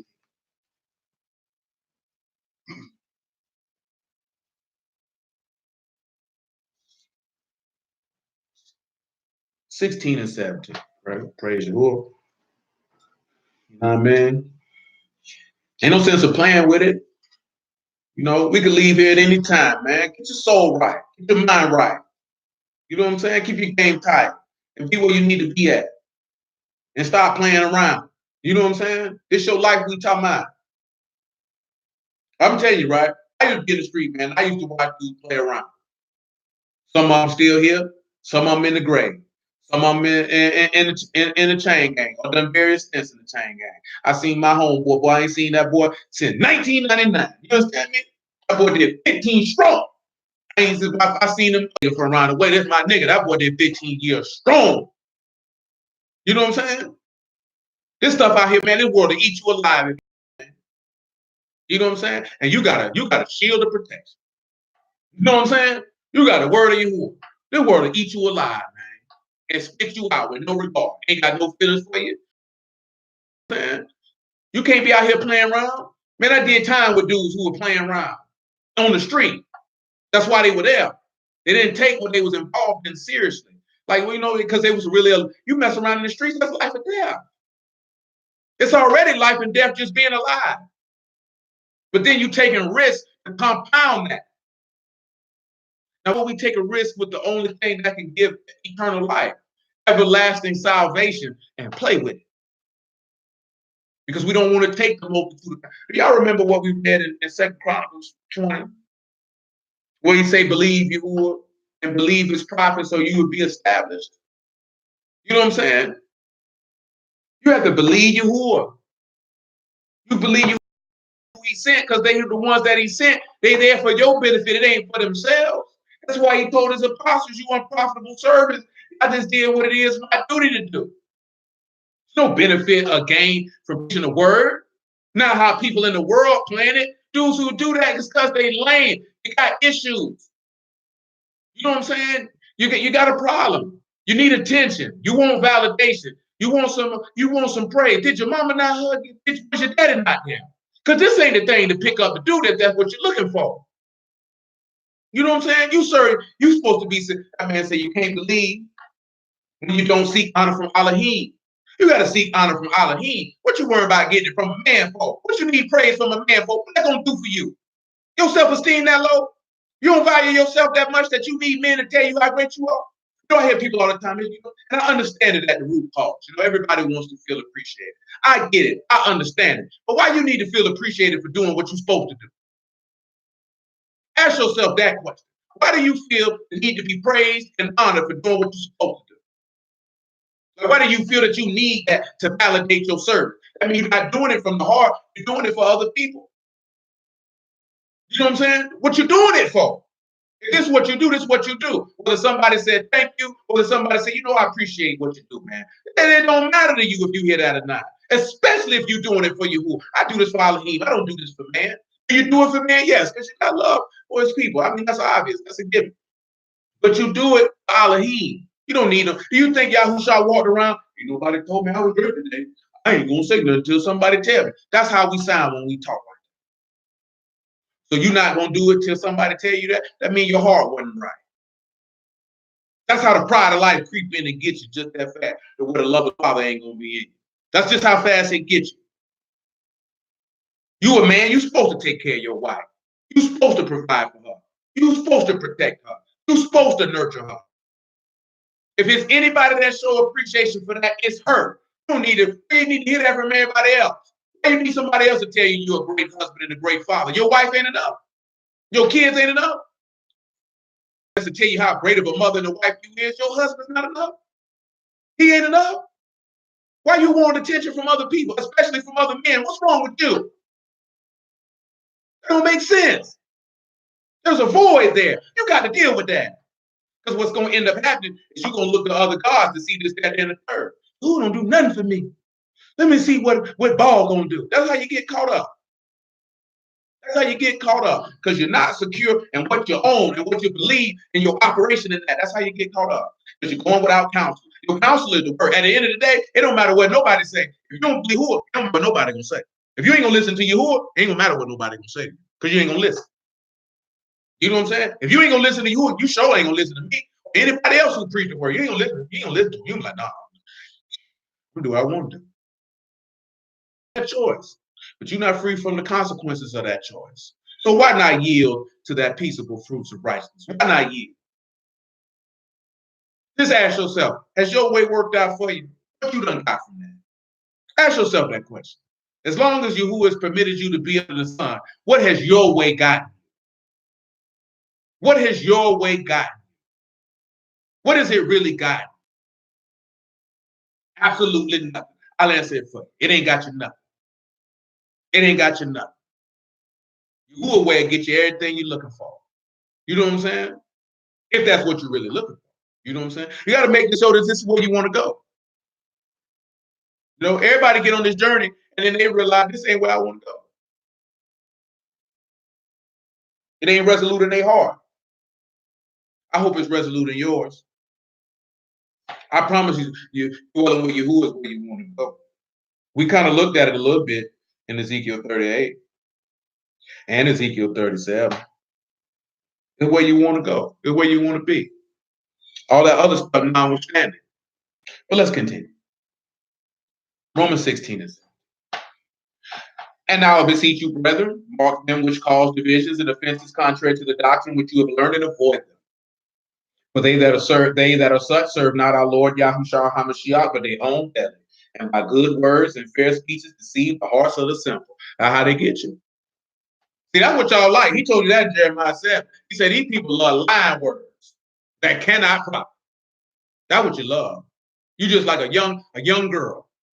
You know what I'm saying? Believe all the lies that them niggas tell, because she really think that dude like her for real. I remember the girl I know, she talking about, dudes tell me I'm fine all the time. You really think they think you fine? They just want to sleep with you. This man will tell you you look like whatever if he can get your clothes off of you. And that's how our people is, like a dumb young teenage girl. Go tell her anything, she'll believe it. He loves me. Sure he does. Sure he does. Sure he does. Nevertheless, for your obedience has come abroad unto all men. I'm glad, therefore, on your behalf. But yet I would have you wise unto that which is good and simple concerning evil. And the Elohim of Shalom shall certainly bruise Hashatan under your feet. Excuse me. And the Elohim of Shalom shall bruise Hashatan under your feet shortly. The grace of our Lord Yahweh.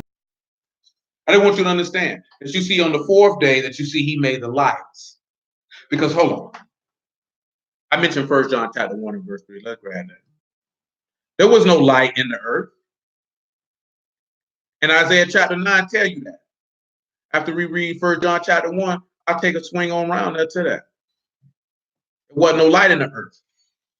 We were dwelling in darkness. We were dwelling in sin. 1 John 1 and 3. That which we have seen and heard declare we unto you, that you also may have fellowship with us. And truly our fellowship is with the Father and with his Son, Yahushua HaMashiach. These things we write we unto you, that your joy may be full. And this then is the message which we have heard of him and declare unto you. The Elohim is light, and there is no darkness in him at all. And in him is no darkness at all. If we say we have fellowship with him and walk in darkness, we lie and do not the truth. But if we walk in the light, as he is in the light, we have fellowship one with another. And the blood of Yahushua HaMashiach, his son, cleanses us from all sin. Now, this is another verse that people like to use out of context. And I want you to Proverbs 28 and 13, and I'll show you real quick for those who may not be aware where John is about to get this statement from. Ain't nothing that deep. Anybody who's been around a while already knows.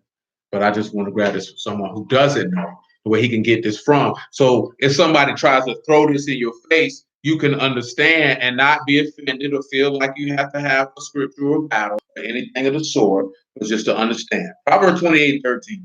He that cover his sins shall not prosper, but whoso confess and forsake them shall have mercy. Now listen to what he said that they ought to do. Confess and forsake. And that takes us back to what we read in Psalms 32 about the godly confessing their sins in a time that Yahuwah should be found. See, that's the purpose of confession, because the forsaking should come behind that. I'm going to read you the Hebrew word for confess. It is yadah, and it is to confess. Simple as that. It has other meanings, to shoot arrows and things of that nature. That's secondary meaning. Forsake is azab. To lose, to lead, to forsake clearly. Ayin, Zayin, and Ba. So guess what? You know why you're going to forsake your sins? Because if you got Ayin, that means you experience or you know, right? You can see. So you can look like and say, I see the mercy or the fruit of the sun, or I see the cutting of the sun, period. That's why you forsake it. You see the salvation in Yahushua, so you forsake it. And what do we see people doing before they got baptized in the scripture? They were doing what? Confessing. Why were they confessing their sins? Because they seen the cutting or the sacrifice of Yahushua. I see it in the script. That's what you see in Acts 2. I see it in the script. Peter running it down. So they confessed their sins and they forsook them right then and there on the spot. And then they said they'll have mercy, which is rakam, which is mercy. And it also means to love deeply, to have mercy, to be compassionate, to have tender affection, to have compassion. So when you confess and forsake your sins, Elohim will love you deeply. I take you back to Jeremiah 31. I've loved you with an everlasting love, and I've drawn you with loving kindness. See, we don't realize the loving kindness that he drew us with was with the offering of himself. He offered himself to draw you with loving kindness, to love you passionately. All you had to do was confess and forsake. So let's go back to 1 John chapter 1. And now nobody ain't going to be able to run that game on you and give you misinformation. If they tell you, you're a sinner. Your mammy one. You know what I'm saying? But don't tell nobody that unless you're ready to fight.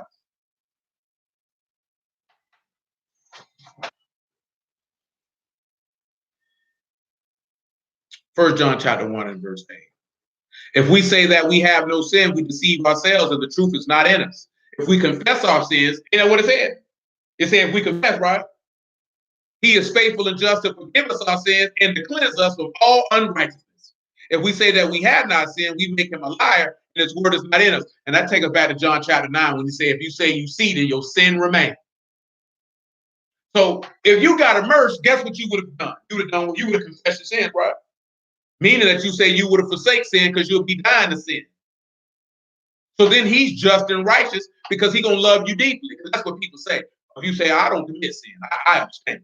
Because 1 Peter 4 and 1 say, suffer in the flesh as Mashiach suffered in the flesh, or to arm yourself with that mind, because he that suffered in the flesh has ceased from sin. Oh, everybody sin, nigga. Everybody do no sin. You have to have that level of confidence in the word of Yahuwah that you can abstain because you know what you're abstaining for.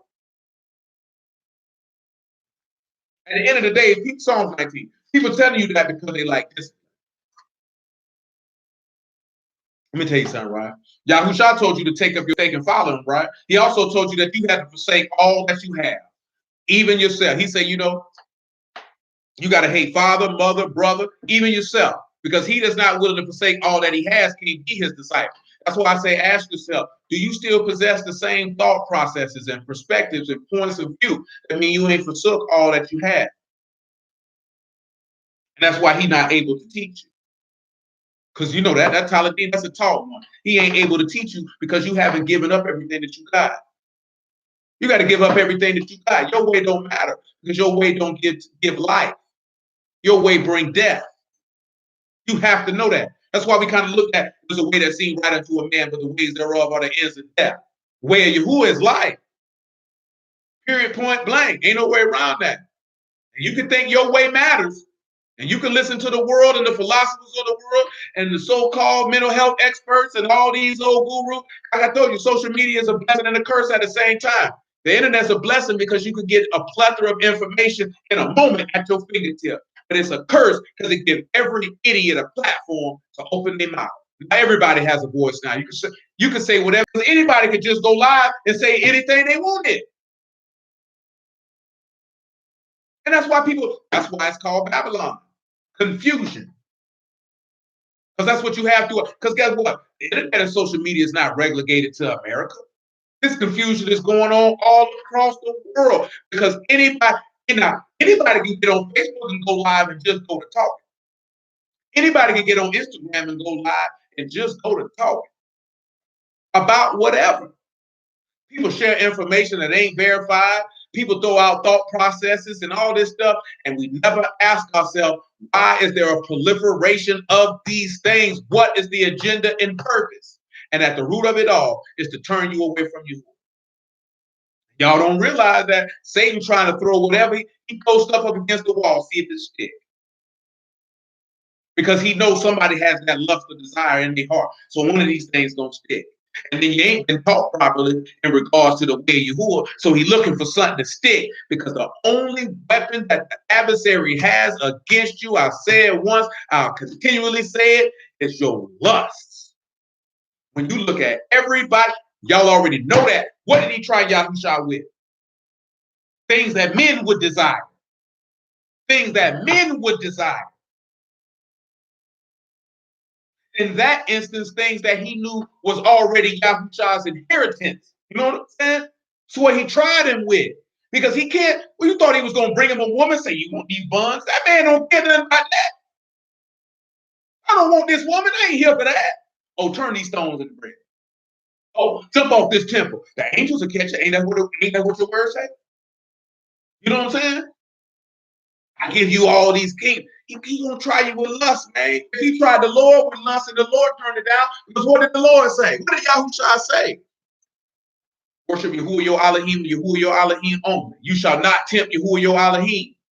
Because his delight was in Yahuwah, his desire was to Yahuwah. So there was nothing Satan could offer him that was going to move him. He didn't care. That's what that was supposed to teach you. He didn't care. What I want all these kingdoms for? They already mine. All I gotta do is finish this work, you know what I mean? Take this rest. You know, it ain't nothing but a 72-hour rest, you know, best sleep I ever had. You know what I'm saying? Get up and get all of that. Turn the stones into bread for what? I turn them into bread when I get up. I got work to do. I got time to fool with you. You tripping. No, I'm not jumping off. Yeah, I know they'll catch me, but I ain't got nothing to prove to you.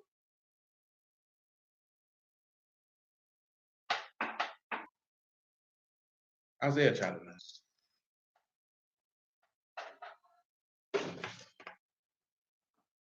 9 and 8.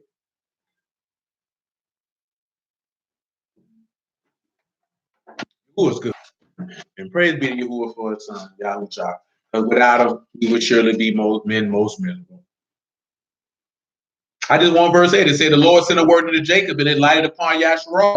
So before that word came, we were in darkness. So Yahushua came to separate light from darkness, light from death, sin from obedience, so that he could make you the stars in the firmament. Like Paul said, that you might shine as lights in the world among a crooked and perverse nation.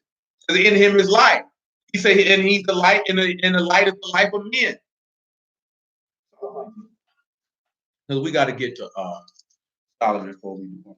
I just didn't really want to focus on what, you know, because we spent a good amount of time focusing on being without counsel on Wednesday. And I do know that I need to get that second half with Solomon because I did mention that. And you who are willing, that's what we will do. But I didn't really want to focus on that part without listening because niggas know they don't listen. You know what I'm saying? I wanted you to really look at the benefit what goes along to going along with the counsel and what you get established too. Because the sun on the horizon has secured strength for you. He done secured the power. It's there. All you got to do is tap in. And to tap in, it don't even take too much effort. It's just believe. That's all you got to do. That's all you got to do. Your faith will take care of the rest. Ain't that what he said? Just live by their faith. Ain't that what he said? So shoot, your righteous obedience of faith gonna take care of the rest. You know, I mentioned that, but y'all will. I'll get to that on tomorrow. You know, he say walk with wise men and you'll be wiser. So you have to sit back and look at it, right? Now, my little homies mentioned this the other day, right? A lot of people, I don't know. Well, we could look at Solomon, right? Solomon got his wisdom through what means? Who can tell me how Solomon got his wisdom?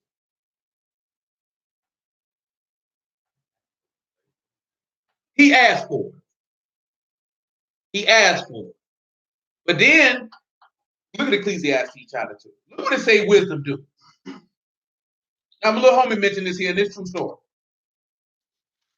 That for the most part, when you look at the natural sense,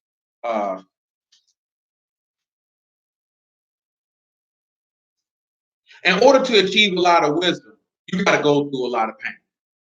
You know what I'm saying? It's usually a lot of pain, a lot of heartache, a lot of struggle, a lot of tribulations that go along with that wisdom. You know what I'm saying? So when you listen to people who say that they possess it and they tell you, like, come get it, that's so you don't, because all wisdom is a skill in war. It's what to do and what not to do. It's there so you don't have to go through all of that. You know what I'm saying? Now, some wisdom is acquired through listening. Some wisdom is acquired through observation.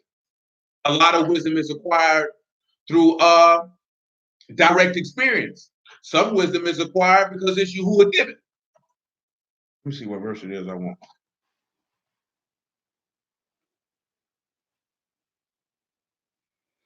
Ecclesiastes 2 and 20.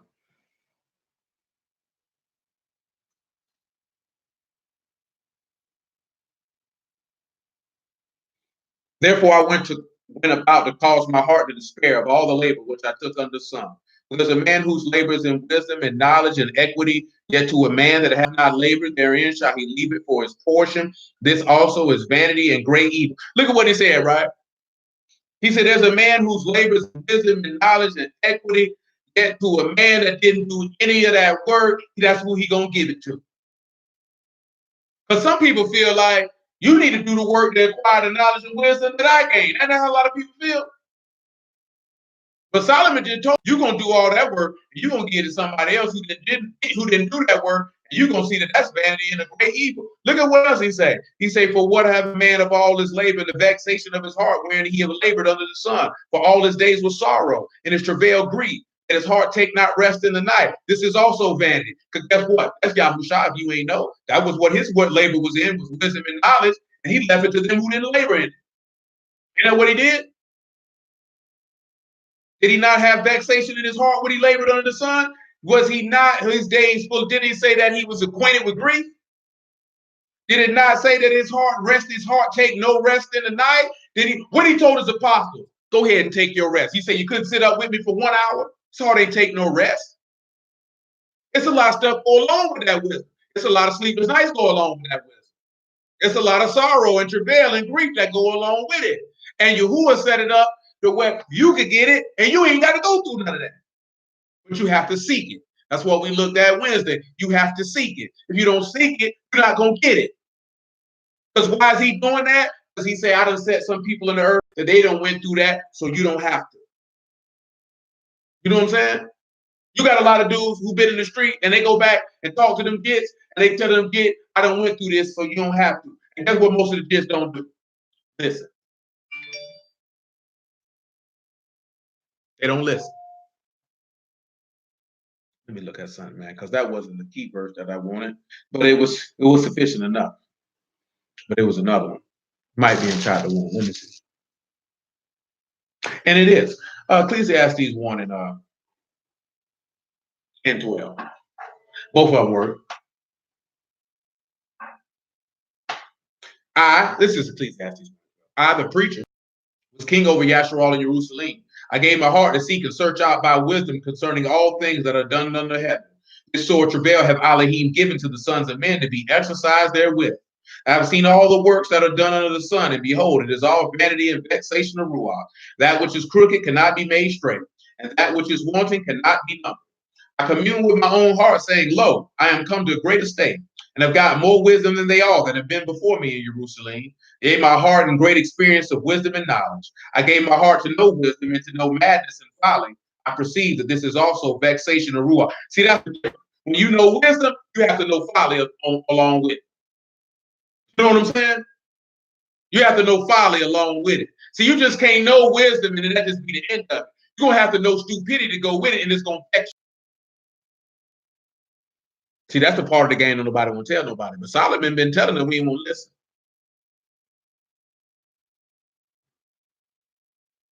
Vexation is rayon, and that's longing or striving. This is what he said. For in much wisdom is much grief, and he that increased knowledge increased sorrow. When you gain a lot of wisdom, you get a lot of grief go along with it. When you get a lot of knowledge, you get a lot of sorrow. And what is the sorrow? The word for grief is kahas, and that's grief, anger, vexation, provocation, frustration. You gain a lot of wisdom, you begin to get grief, you begin to grieve and get frustrated with men because you begin to see they folly. And when you look at sorrow, it's makov, and that's pain. Because you begin to see the pain of those who don't have it. You know what I'm saying? And the things that they put themselves through. Now, I was gonna mention this to y'all tomorrow in person, but that's why you think Yahushua kept, and I know I mentioned this y'all in the past. He kept saying, let him hear. Well, why did he keep saying that? Because you know Shema means to hear. He who that believes, let him believe. Everybody don't have an ear to believe. So when the wisdom and knowledge go forth, ain't nobody listen. Ain't nobody listen.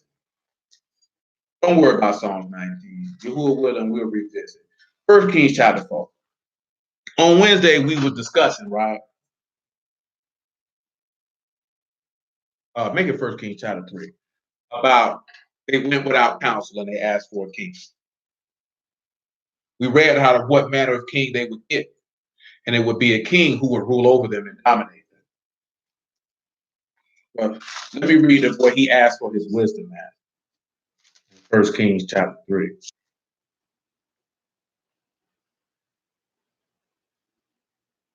Three and 5, if you will. I just want us all to consider. Weigh and consider what Yahuwah is teaching. Weigh and consider what Yahuwah is saying. In doing so, you will deliver your soul. In Gibeon, Yahuwah appeared to Solomon. This is 1 Kings chapter 3, verse 5. In a dream by night, and Elohim said, ask what I shall give you. Solomon said, you have showed unto your servant David my Abba great mercy, according as he walked before you with truth and righteousness and uprightness of heart.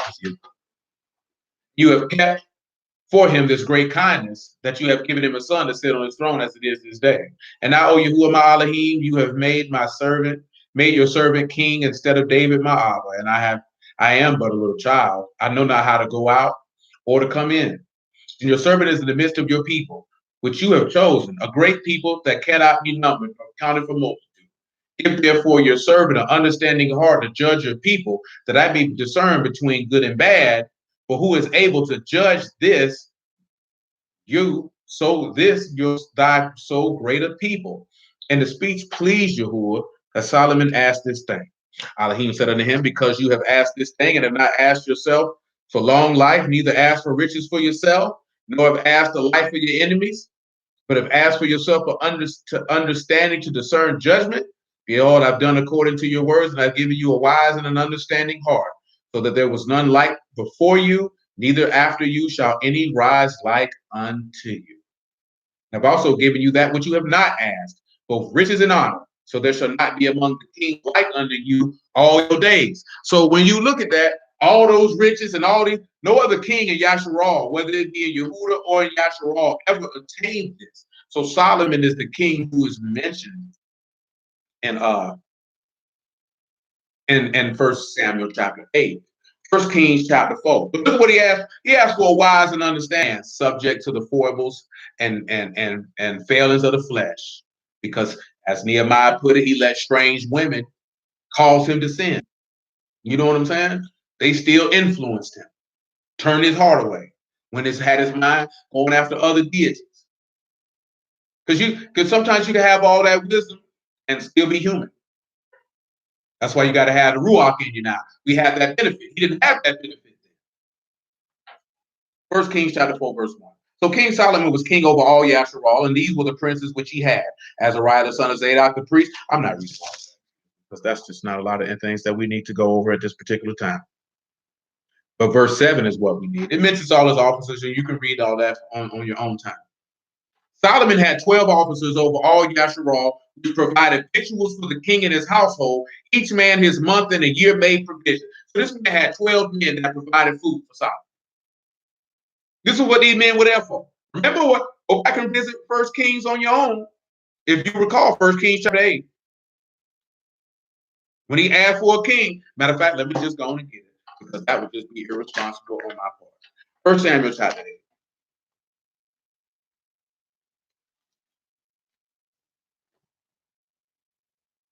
1 Samuel 8 and 10.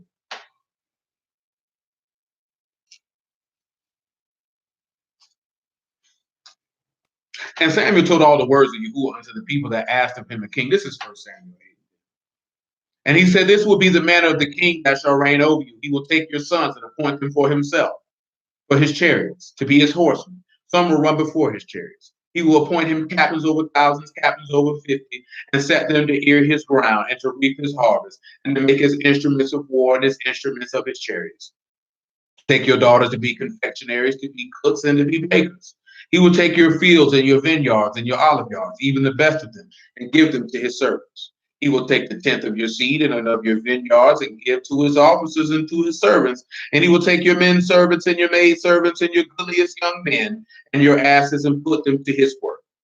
He will take the tenth of your sheep, and you shall be his servants. And you shall cry out on that day because of your king which you have chosen, and Yahuwah will not hear you in that day. And that's why he gave Rehoboam the heart to listen to his friends.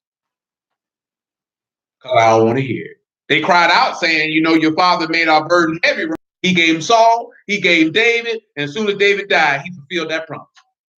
He ain't even extended that long. He ain't play no game with it. He said, I got something for y'all. I'm gonna make sure this is quick too. Because y'all done disrespected me and tried me. And notice what he said, right? Remember what the people asked for. Give us a king like the nations to do what? What did they ask for that king? When they asked for a king, what did they ask for the king to be able to do? Who? They mentioned something else. Who on here can tell me what they asked for that king to do? Some sharp people.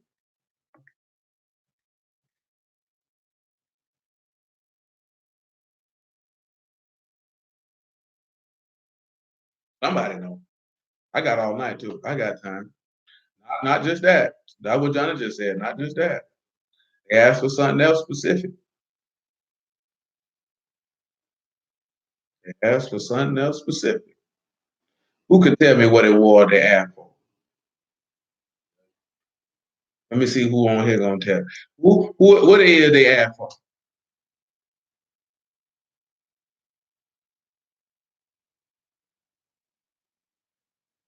Somebody can tell me. Somebody can take a shot besides Kira. Y'all know what a chapter asked, so shoot, that's an open book test. I got time, cuz. I got time.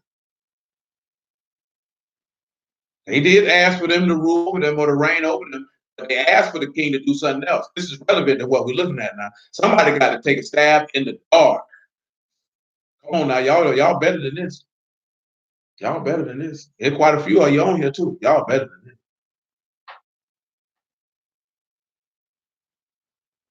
Because I ain't finna get in and read it to you. I'm gonna sit here and wait too.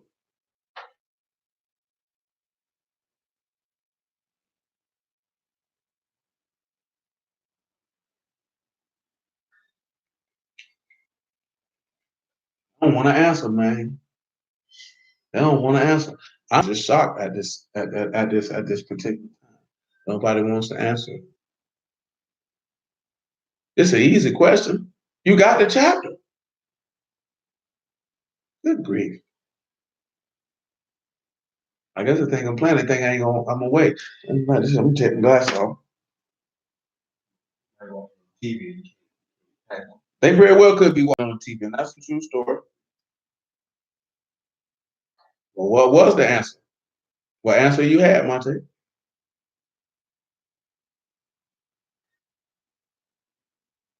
It's in the chapter. It's in the 8th chapter. If you didn't know it offhand, they asked for him to reign over him, and they asked for something else.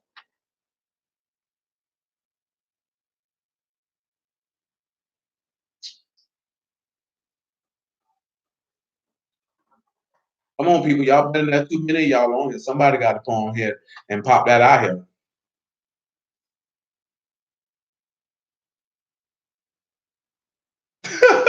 Boy, that wild. You know what I mean? It's 2 minutes of you on here. And I got time, cuz. What he say today, I got time, cuz. Boy, that's still funny. I ain't seen that in a while. I got it saved somewhere in my Facebook saves for a rainy day when I needed a good laugh. Because that is still funny to this.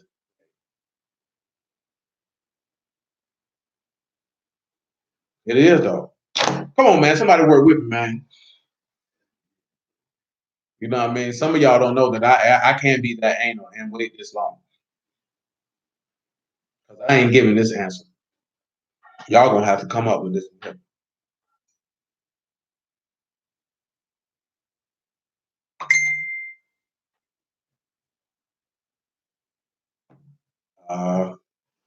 Luckily for you, I was able to notice that. As they asked for the king to do a certain matter. Kira has already stated that it was to rule over them. It's 1 Samuel chapter 8. And they asked for something else. Johnny has already correctly answered that question. I need somebody on here to correctly answer that question.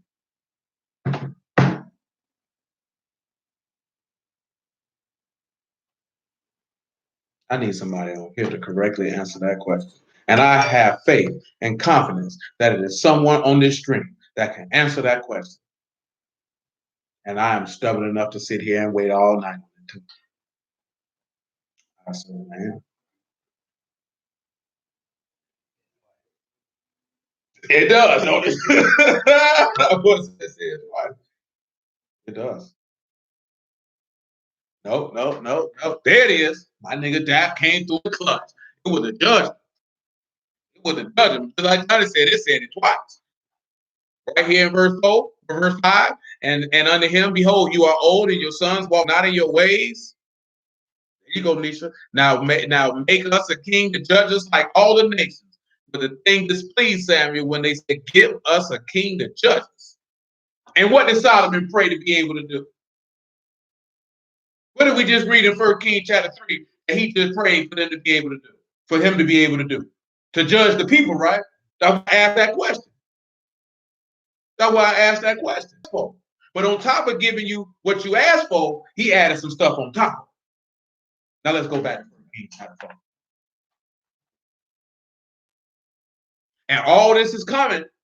And this is not to disparage Solomon, but Solomon is put in this position because y'all went without counsel. So the purpose that y'all sought to have a king to judge us, ended up was causing you that you would cry out to Yahuwah because of the exacting that this king will put upon your head, and Yahuwah would say, nigga, talk on the head. Praise Yahuwah. Praise Yahuwah. Look at what he said, right? He got 12 officers, and they provided victuals for the king and his household. Each man is his provision in a year made provision. This is 1 Kings chapter 4 and verse 7. But let's drop down to verse 22.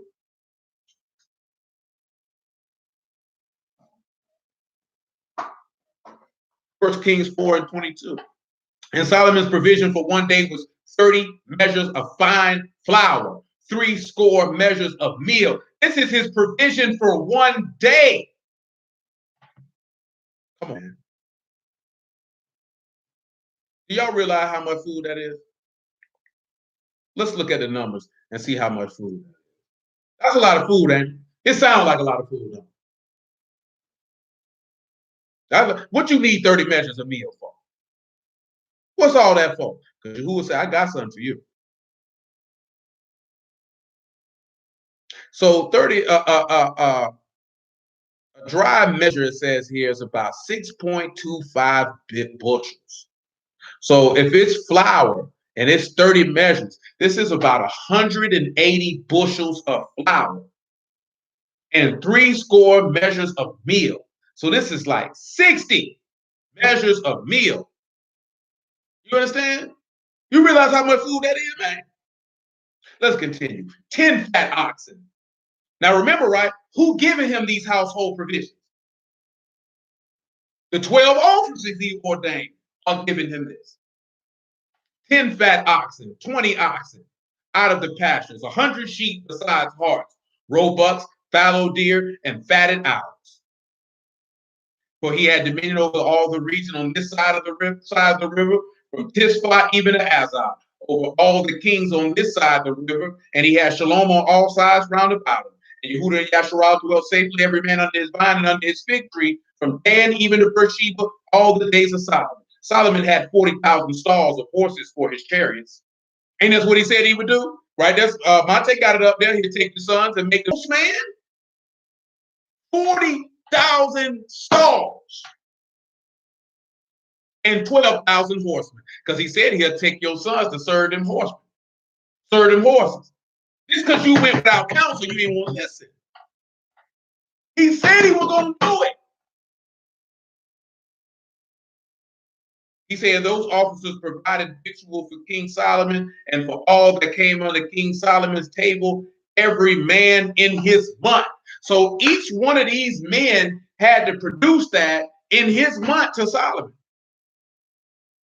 Barley also and straw for the horses, dromedaries brought they unto the place where the officers were every morning according to his charge. And then another thing, why do you think Solomon had so many wives? Because he told you he'll take your daughters to be his bakers and his confectionaries. Yahuwah told you what the man was going to do. Mentioning this because this is what happens when you go without counsel. You bring hard times on yourself.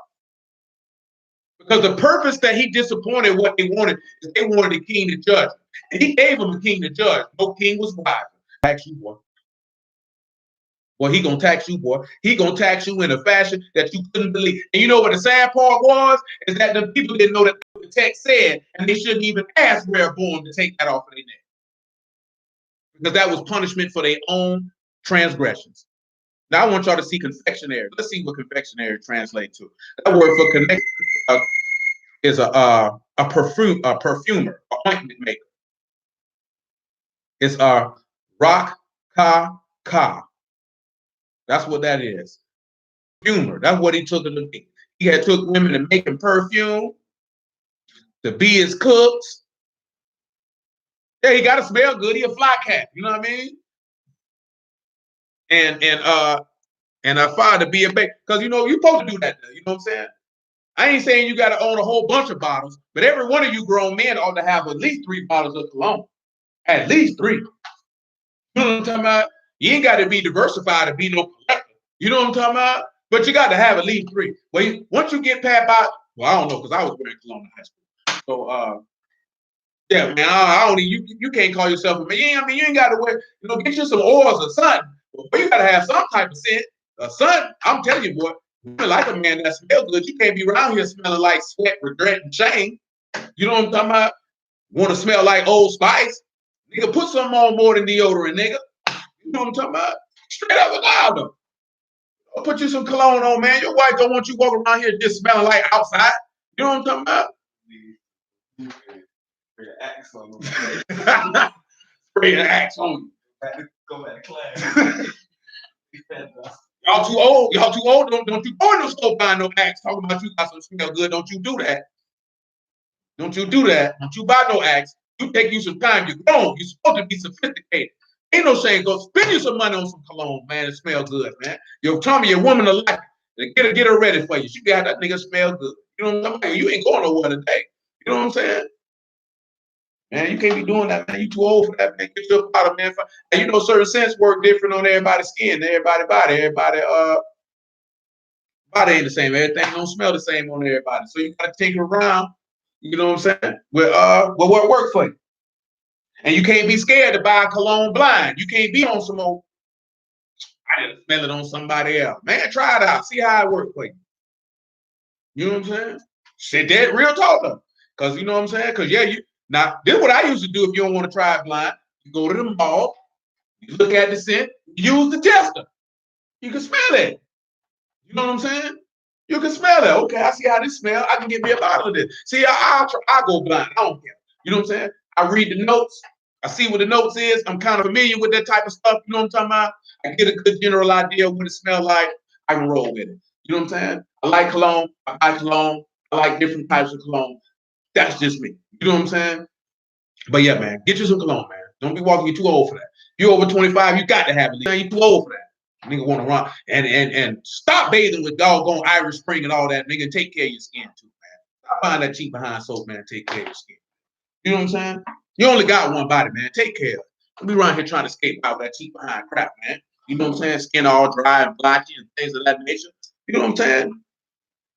Ain't nothing wrong with spending a little money in your grooming and your hygiene, man. You know what I'm saying? Ain't nothing wrong with that, man. There ain't no shame in that, man. Clean your face. Don't be washing your face with soap. You're too old to be washing your face with soap. You know what I'm saying? You know I ain't lying because you know the truth. And I know your baby done told you. Sure, I got plenty. You got a beard on your face. Some of y'all probably got all manner of dandruff in your beard. You know what I'm talking about? Go get you some beard balm and some beard oil. Chunk can help you grow too. You take care and get you some beard wash. Don't be washing your beard with no doggone soap, nigga. You know what I'm saying? Get you some beard wash and take care of it properly and watch how fast your beard grows. Your beard don't grow because you ain't taking care of your face. So therefore the hairs is not gonna come through. It's not a conducive environment for growth. You know what I'm saying? You gotta take care of yourself, man. That junk ain't that hard. And anybody who had any type of woman in their life, they done probably done told you at some point in time what to do to take care of your body, take care of your face, and you don't want to listen. I promise to you. I told them what this here to do with my hair. What am I talking about? This fro been softer than it ever been in my entire life. You know what I'm talking about? That junk ain't never been this soft. I'm trying to tell you. And they say, you grab you this right here, and this right here, and this right here, and watch what it do. And it did it too. It did it too, and I appreciated it too. What we got? I don't think we want to go through all that in the building of the temple and things of that nature. I know it's something they mentioned in here about the tax, but I want y'all to come back over here to what it is. What's First Kings 12. Now.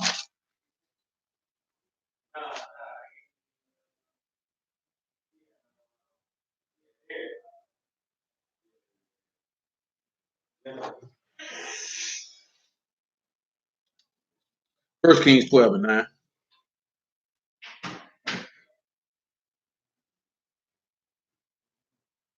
Who that was? That's one of the wheel people. You might go say hello. Ain't got nothing to do with that. First Kings 12 and 9. Then what counsel give you that we may answer the people who have spoken to me, make the yoke? Oh, I'm a little too low, too high, a little too low. Back up to verse 4. My apologies. Say, your father made our yoke grievous. Now therefore make you the grievous service of your father, and his heavy yoke that he put upon us lighter, and we will serve you. Now, of course, Rehoboam is an idiot. You know what I'm saying? But he calls Rehoboam to operate in for one reason and one reason alone. Because Yahuwah had already said what it was. That this man was going to tax you. And he was going to make your life miserable. All because you did something without counsel. And that purpose got destroyed. Now that word for destroyed is parar. Pay and double rashes. Proverbs 15 and 22. If anybody's not aware of what I'm referring to.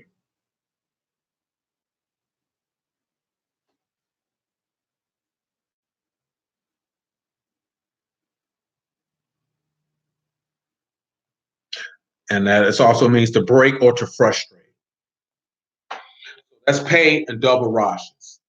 And I'll give y'all a moment. So that's what he'll do. You see, he's gonna frustrate your device.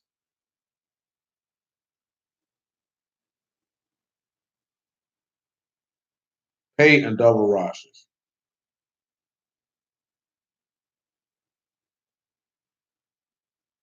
I'm trying to move on.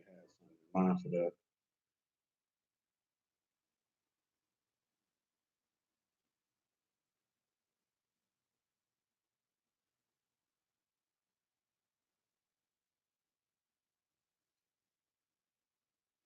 So for the pay and that double rashes, what I had with Yahuwah's word is the most important. It's the most important thing. And that's why the thing that your purposes get frustrated or broken because you have forgotten that Yahuwah's word is the most important thing. I want you to come to Jeremiah 44. Isaiah 44, excuse me. I want you to look at Isaiah 44. I want you to pick it up at verse 21. Yahuwah's word is the most important. That's why he destroys your purposes when you go without counsel, because you have forgotten. Now, there's things with the scribes and the Pharisees Yahuwah will that we'll pick up on tomorrow and use, along with walking with wise men, will allow you to be wiser and things of that nature. You know what I'm saying? But nevertheless, Isaiah 44 and 21. Remember these, O Jacob and Yasharal, for you are my servant. I formed you, you are my servant. O Yasharal, you shall not be forgotten of me. I've blotted out as a thick cloud your transgressions, and as a cloud your sins. Return unto me, for I have redeemed you. Sing, O you Shamahim, for you who have done it. Shout, you lower parts of the earth, and break forth into singing, you mountains, O forest and every tree therein. For Yahuwah have redeemed Jacob and esteemed himself in Yasharal. So clearly you see how he's referring to the resurrection of the dead, which takes us back to some of the things we were discussing at the beginning. Thus saith Yahuwah your Redeemer, and he that formed you from the womb, and Yahuwah that make all things, that stretched forth in heaven and spread abroad the earth by myself, which we read in Genesis 1, did we not?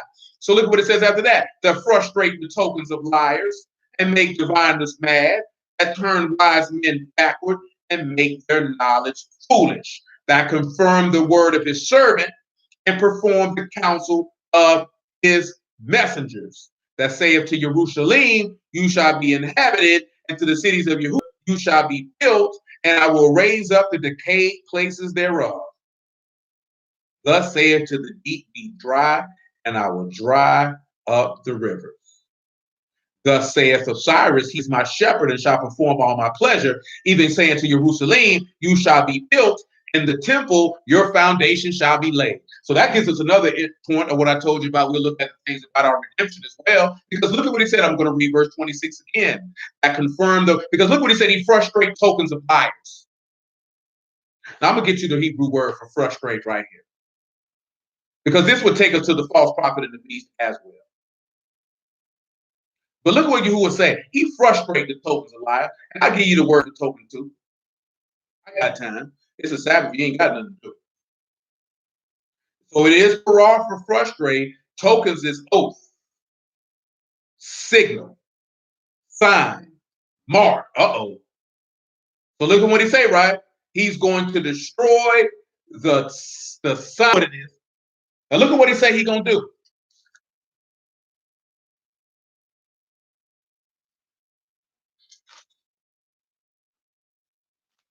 Because at the end of the day, everybody who take that mark from the beast, guess what they did? They did something without counsel, did they not? A big gun. And you know why? And this is why I stress continually that you need to know who your God is. This stuff ain't for no show. This stuff ain't, look at me. I know more Bible than you. I'm not that insecure, sir. You know, I'm very confident and secure in who I am in Yahuwah first and foremost. And secondly, I'm very confident and secure in who I am as a man. So I don't need to be validated or show off for any nigga walking in the flesh, because there ain't too much a nigga on this earth can do for me. You know what I'm saying? I don't need your applause. I don't need your adulation. I don't need your money. I don't want your woman. You ain't got nothing that I want, because your name ain't you. At the end of the day, you know what I'm talking about? But one woman I'm concerned with, so I don't want none of you niggas woman. Let that be known. I don't want your money because I can hustle and get my own bread. You know what I'm talking about? I don't want nothing from you. I don't need your praise because I don't like attention. You know what I'm talking about? Or Yahuwah. I can care less about that other stuff. That's why we go through all this stuff that Yahuwah has seen so graciously to bestow upon us. You know what I'm saying? And because we need to know it. Because one day we're going to leave here.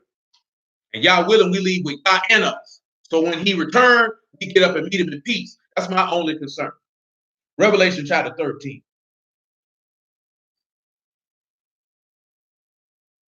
Verse 11.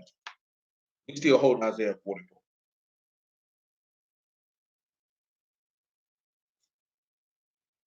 And I beheld another beast coming up out of the earth, and he spake, and he had two horns like a lamb, and he spake as a serpent.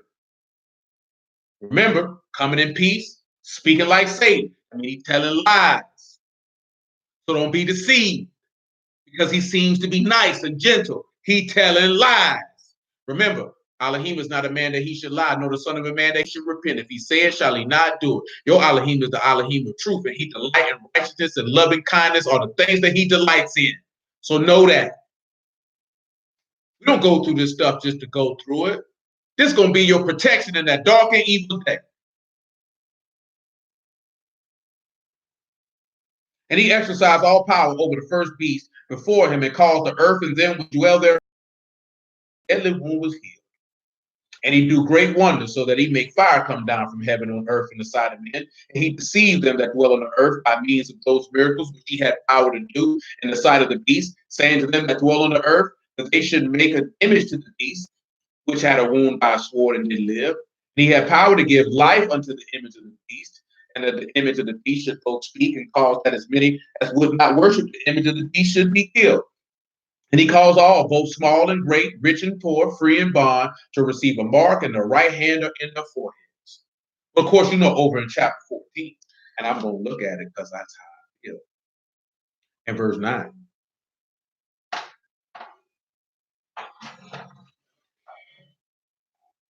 It says, and Lord Malachim followed them, saying with a loud voice, if any man worship the beast in his image and receive his mark in his forehead or in his hand, the same shall drink of the wine of the wrath of Elohim, which is poured out without mixture into the cup of his indignation, and he shall be tormented with fire and brimstone in the presence of the Kadesh Malachim and in the presence of the Lamb. And the smoke of their torment ascends up forever and ever, and they have no rest day or night, who worship the beast in his image, and whoso received the mark of his.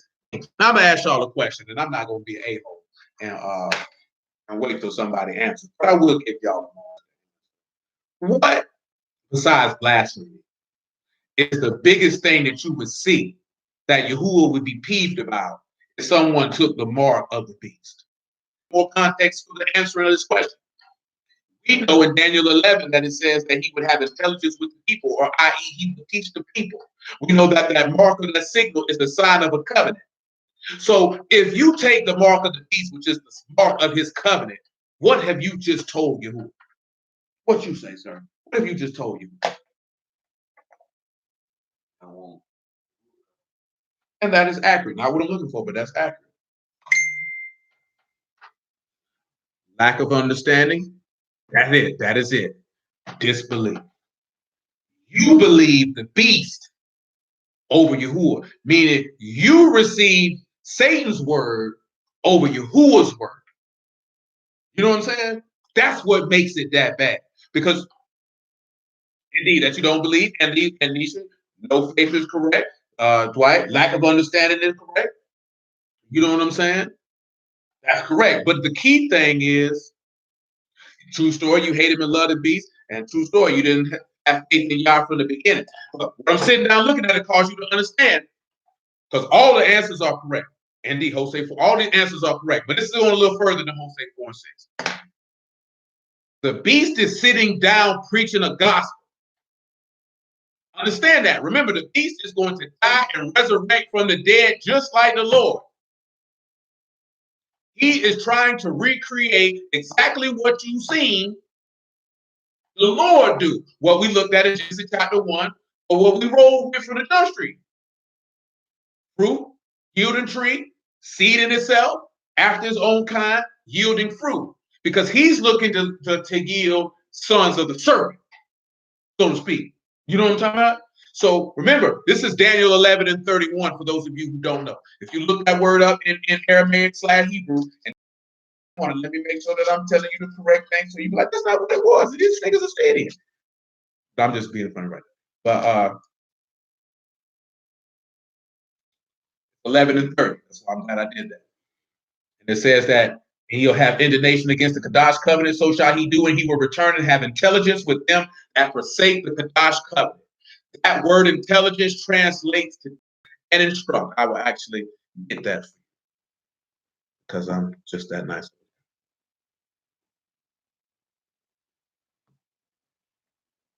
I know some of y'all weren't present because we revisit that periodically.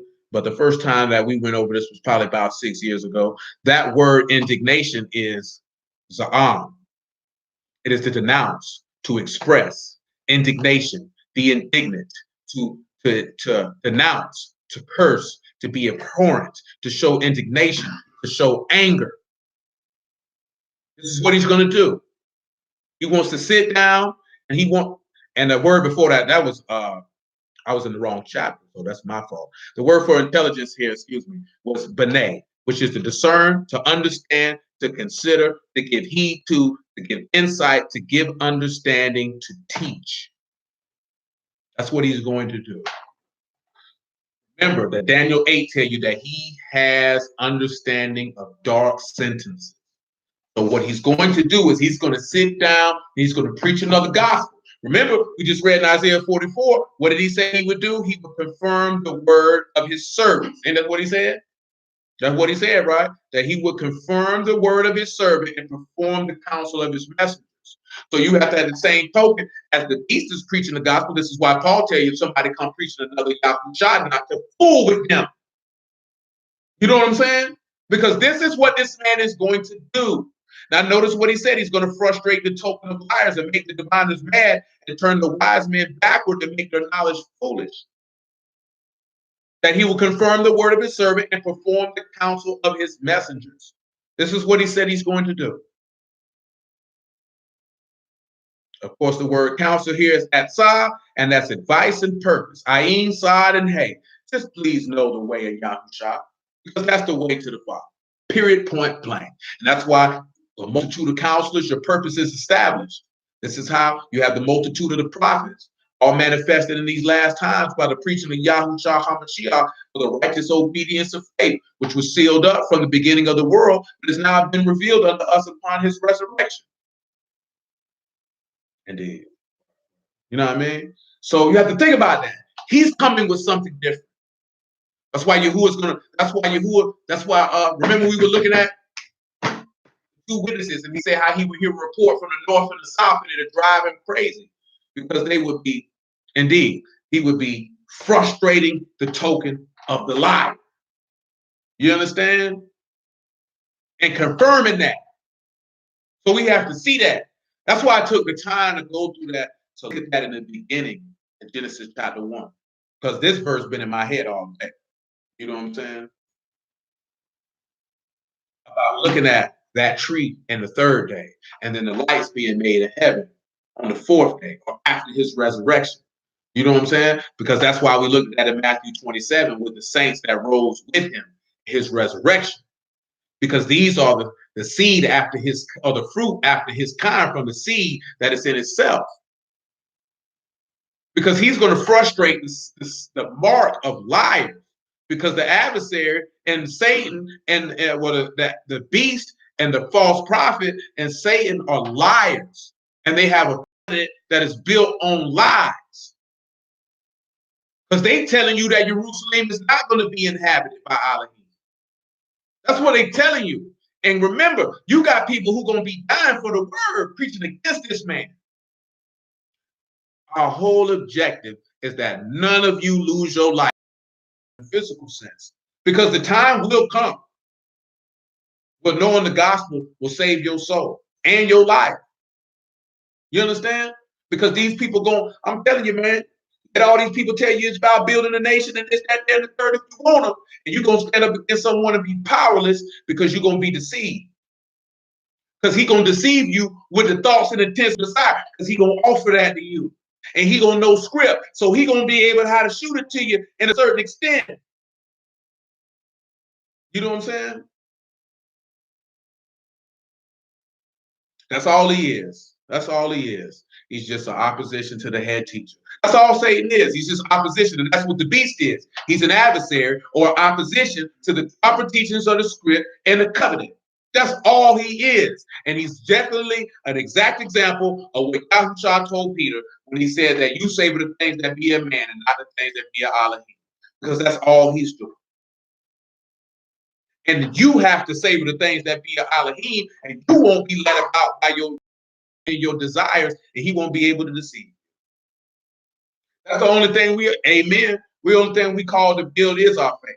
That's the only thing that's important. Why? Because everything on this earth gonna pass away. Everything on this earth gonna pass away. The only things that remain are the things that be a Elohim. Because he setting fire to it all. Ain't none of it gonna remain. Because it's defiled. He has no care or regard for it. So let these people fool you if you want them, and you're going to sit back and look at, and I thought that boy was solid in the word. And he's going to be the one trying to kill you and turn you in. I told y'all this before. If they gave Samson to the Philistines, what they think they're going to do to you? If they gave Yahushua to the Romans, what you think they're going to do to you? And you say you believe in Yahushua and you stand it for him. I ain't saying not to have peace and shalom and good tidings with your brethren and who off in the world, but don't be no fool. Don't be no fool. Paul done already told us what time it is. The Lord done already told us what time it is. That man said they're going to kill you and think they do Elohim service. Now, he was talking to his apostles. Now, if the same thing fell on them, which makes you think it ain't going to fall on you? He said everybody that lived by the Yahushua HaMashiach will suffer persecution. That man said they will kill you and cast your name as evil and separate you from their company for my name's sake. He said the devil will cast some of you into prison for 10 days, but be faithful unto death. You think he's just talking? You think he's just talking? What else gonna get you through that? I will end it with, you know what I'm going to end it with. If you know me, Isaiah 26:3. We'll start right here. I say praise you, Lord, in the name of Yahushua. Isaiah 26:3. This is what's going to get you through. This is what's going to get you through. We call it a night right here. You will keep him in perfect shalom, whose mind is stayed on you because he trusts in you. Trust you in Yahuwah forever. For trust in Yahuwah is everlasting strength. I'll read that one more time for you. You will keep him in perfect shalom, whose mind is stayed on you because he trusts in you. Trust you in Yahuwah forever. For in Yahuwah is everlasting strength. So hallelujah for Yahushua. I appreciate everybody's time this evening. Bless everybody in the house, y'all name of Yahushua. So yeah, went through a lot, you know what I mean? Prayerfully, everybody got some level of understanding out to play. Be able to grasp and understand what Yahuwah is calling us to do and directing us to do, and that we hold that down. At the end of the day, looked at the blessed and beautiful thing that when you have a multitude of counselors, how you're established to be the stars that he set in heaven, to be a light upon the earth, to separate light from darkness or light from death. That's the beauty of having a multitude of counselors. You know, but when we go without counselors, we see that our purposes are destroyed. We see that the people ended up being destroyed by the same king that they asked to judge and reign over them by being servants and tributaries to that king. And that was Yahuwah's pleasure. And Yahuwah chose not to remove the exaction that he placed upon the people upon Solomon's demise, because he said that you're going to ask for that to go away, and I ain't going to do it. You're welcome. You're welcome. Praise Yahuwah. You know what I'm saying? And he ain't going to do it. And why he not going to do it? Because your trust wasn't in him. Your hope wasn't in him. I'll say this again. I'll probably say it on tomorrow if Yahuwah permits. Satan cannot come at you with nothing other. Even those who operate as adversaries, he can't come at you with nothing but your lusts. Ain't nobody ever tried to tempt or persuade you to do something. Hey, if you're not a homosexual can't tempt you into committing a homosexual act. You know what I'm saying? That can't happen. If you ain't attracted to women, a woman can't attract you on the road. And they put me in, and I went to the box. I had to do 30 days in the box for refusing to work. You know what I'm saying? That's how I was feeling that day. I forgot what I went in there for. Oh yeah, for cussing them people out because they wanted to put me in modality, which was a drug program, instead of me going to work release. They was like, if you don't do this drug program, you ain't going to work release. Well, I'm like, if I go into this program, I'm not going to work release. And if I don't do it, I'm not going to work release. So what you think I'm finna do? Nigga, eat nuts and die. You know what I'm saying? Like, you know what I'm saying? If you're gonna try to beat me up, you better make sure I'm handcuffed, because I will fight back. Because I'm not gonna sit here and let you beat me. Them niggas can sit in here and let you beat them. I ain't gonna sit in here and let you beat me. You know what I'm saying? I'll try to diffuse the situation with an inmate. I'm gonna swing on an officer on general principle. You know what I'm saying? And I ain't no violent guy, and I ain't no fighter. But oh yeah, I was ready to fade one of them. But that's neither here nor there. So they put me in there with a sock pipe. I'm gonna tell you, this nigga had titties and all. That nigga was wild. You know what I'm saying? And niggas on the cell block in the box, because one of you in the box. So if I'm like, I ain't going to there with this punk, they gonna whoop me. I'm handcuffed. Because when you're in the box, they got your handcuffed all the time. You know what I'm saying? You're not going, they lead you to you. The only time you're not cuffed is when you're in that cell. You come out of that cell, handcuffed. Going in back there, you're handcuffed. You know what I'm saying? That's how that's going down. I know I don't want this nigga. So I don't care nothing about any of them. Thinking that, boy, you the luckiest nigga on the cell block. I said, well, come on, ask them people to switch plays with. So I don't want to be here with this nigga. You know what I'm saying? I done told you this before. Man, I got up to use the bathroom one time. This nigga got his shirt up. I said, nigga, what is you doing? Them ain't real breasts. You're a man. You know what I'm saying? Like, what you think of nigga? Ooh, I'm sucking on titties. There's a penis there, sir. Guess what, though? A lot of dudes being tight. So when I was in the county as a kid, he was like, I ain't going to there with that boy. I ain't going to there when there's a punk in there. Man, less than 2 weeks later, he was singing to that homosexual in the shower. And why did he do that? Because that was his desire, and he knew he was tempted with his desire, and he didn't know how to handle that. You know what I'm saying? But that wasn't an active temptation, but you can't be led to do something that you don't have a desire to do. You know what I'm saying? Satan. So you have to check your desires and the things that you desire, are they congruent with the word? Because if you have desires that are not congruent with the word, it's not an if, it's a matter of when the adversary is going to tempt you. Whether that be the adversary or adversary in this flesh. You have to look at that. You have to pay attention to stuff that come at you in your desires. That's stuff to pull you away from your whole time. You know what I'm saying? I ain't even gonna hold you. That's what it's gonna be. That's what it's gonna be. It's to pull you away from your whore. People just randomly asking you to do stuff and this, that, and the third. And you think that junk be on accident? You think these people just randomly popping, especially this stuff you like to do? Man, this stuff to pull you away from your whore. And you ain't even got the discernment to peep it because you locked into your lust. When you locked into lusting to please your whore, you can't be swayed by that stuff. You gonna already peep the play. You gotta be quicker than that. You gonna already know what it is. You already gonna know the play. You can't be no fool. It's a war for your soul out here. And the only way to go to war is with that sword of the Ruach, that breastplate of righteousness, and that helmet of salvation. You know what I'm talking about? That's the only way. That's the only way. Come tell you, man, that man out here, he coming for what you like. Like to do this, like to do that. That's what he coming with. And he gonna use the people who he used to fool with, who's stealing them lust, because he know you ain't forsook that lust. That's why he can come at you with that. Once you go to notice people don't ask you to do stuff that you used to enjoy doing, that's because you know your mind set on you. Who he ain't gonna let the people come ask you because you already know you're gonna tell them, no, I ain't on that. It definitely can be for a lot of people, for most people. But some stuff it don't even be music. Some people that's all the music just enhance the lust. But it definitely can be a conduit to seductive. Oh, absolutely. You know what I'm saying? Because I done seen it. I definitely done seen it. That's definitely true from that. I done seen it. So I know that true story. You know what I'm talking about?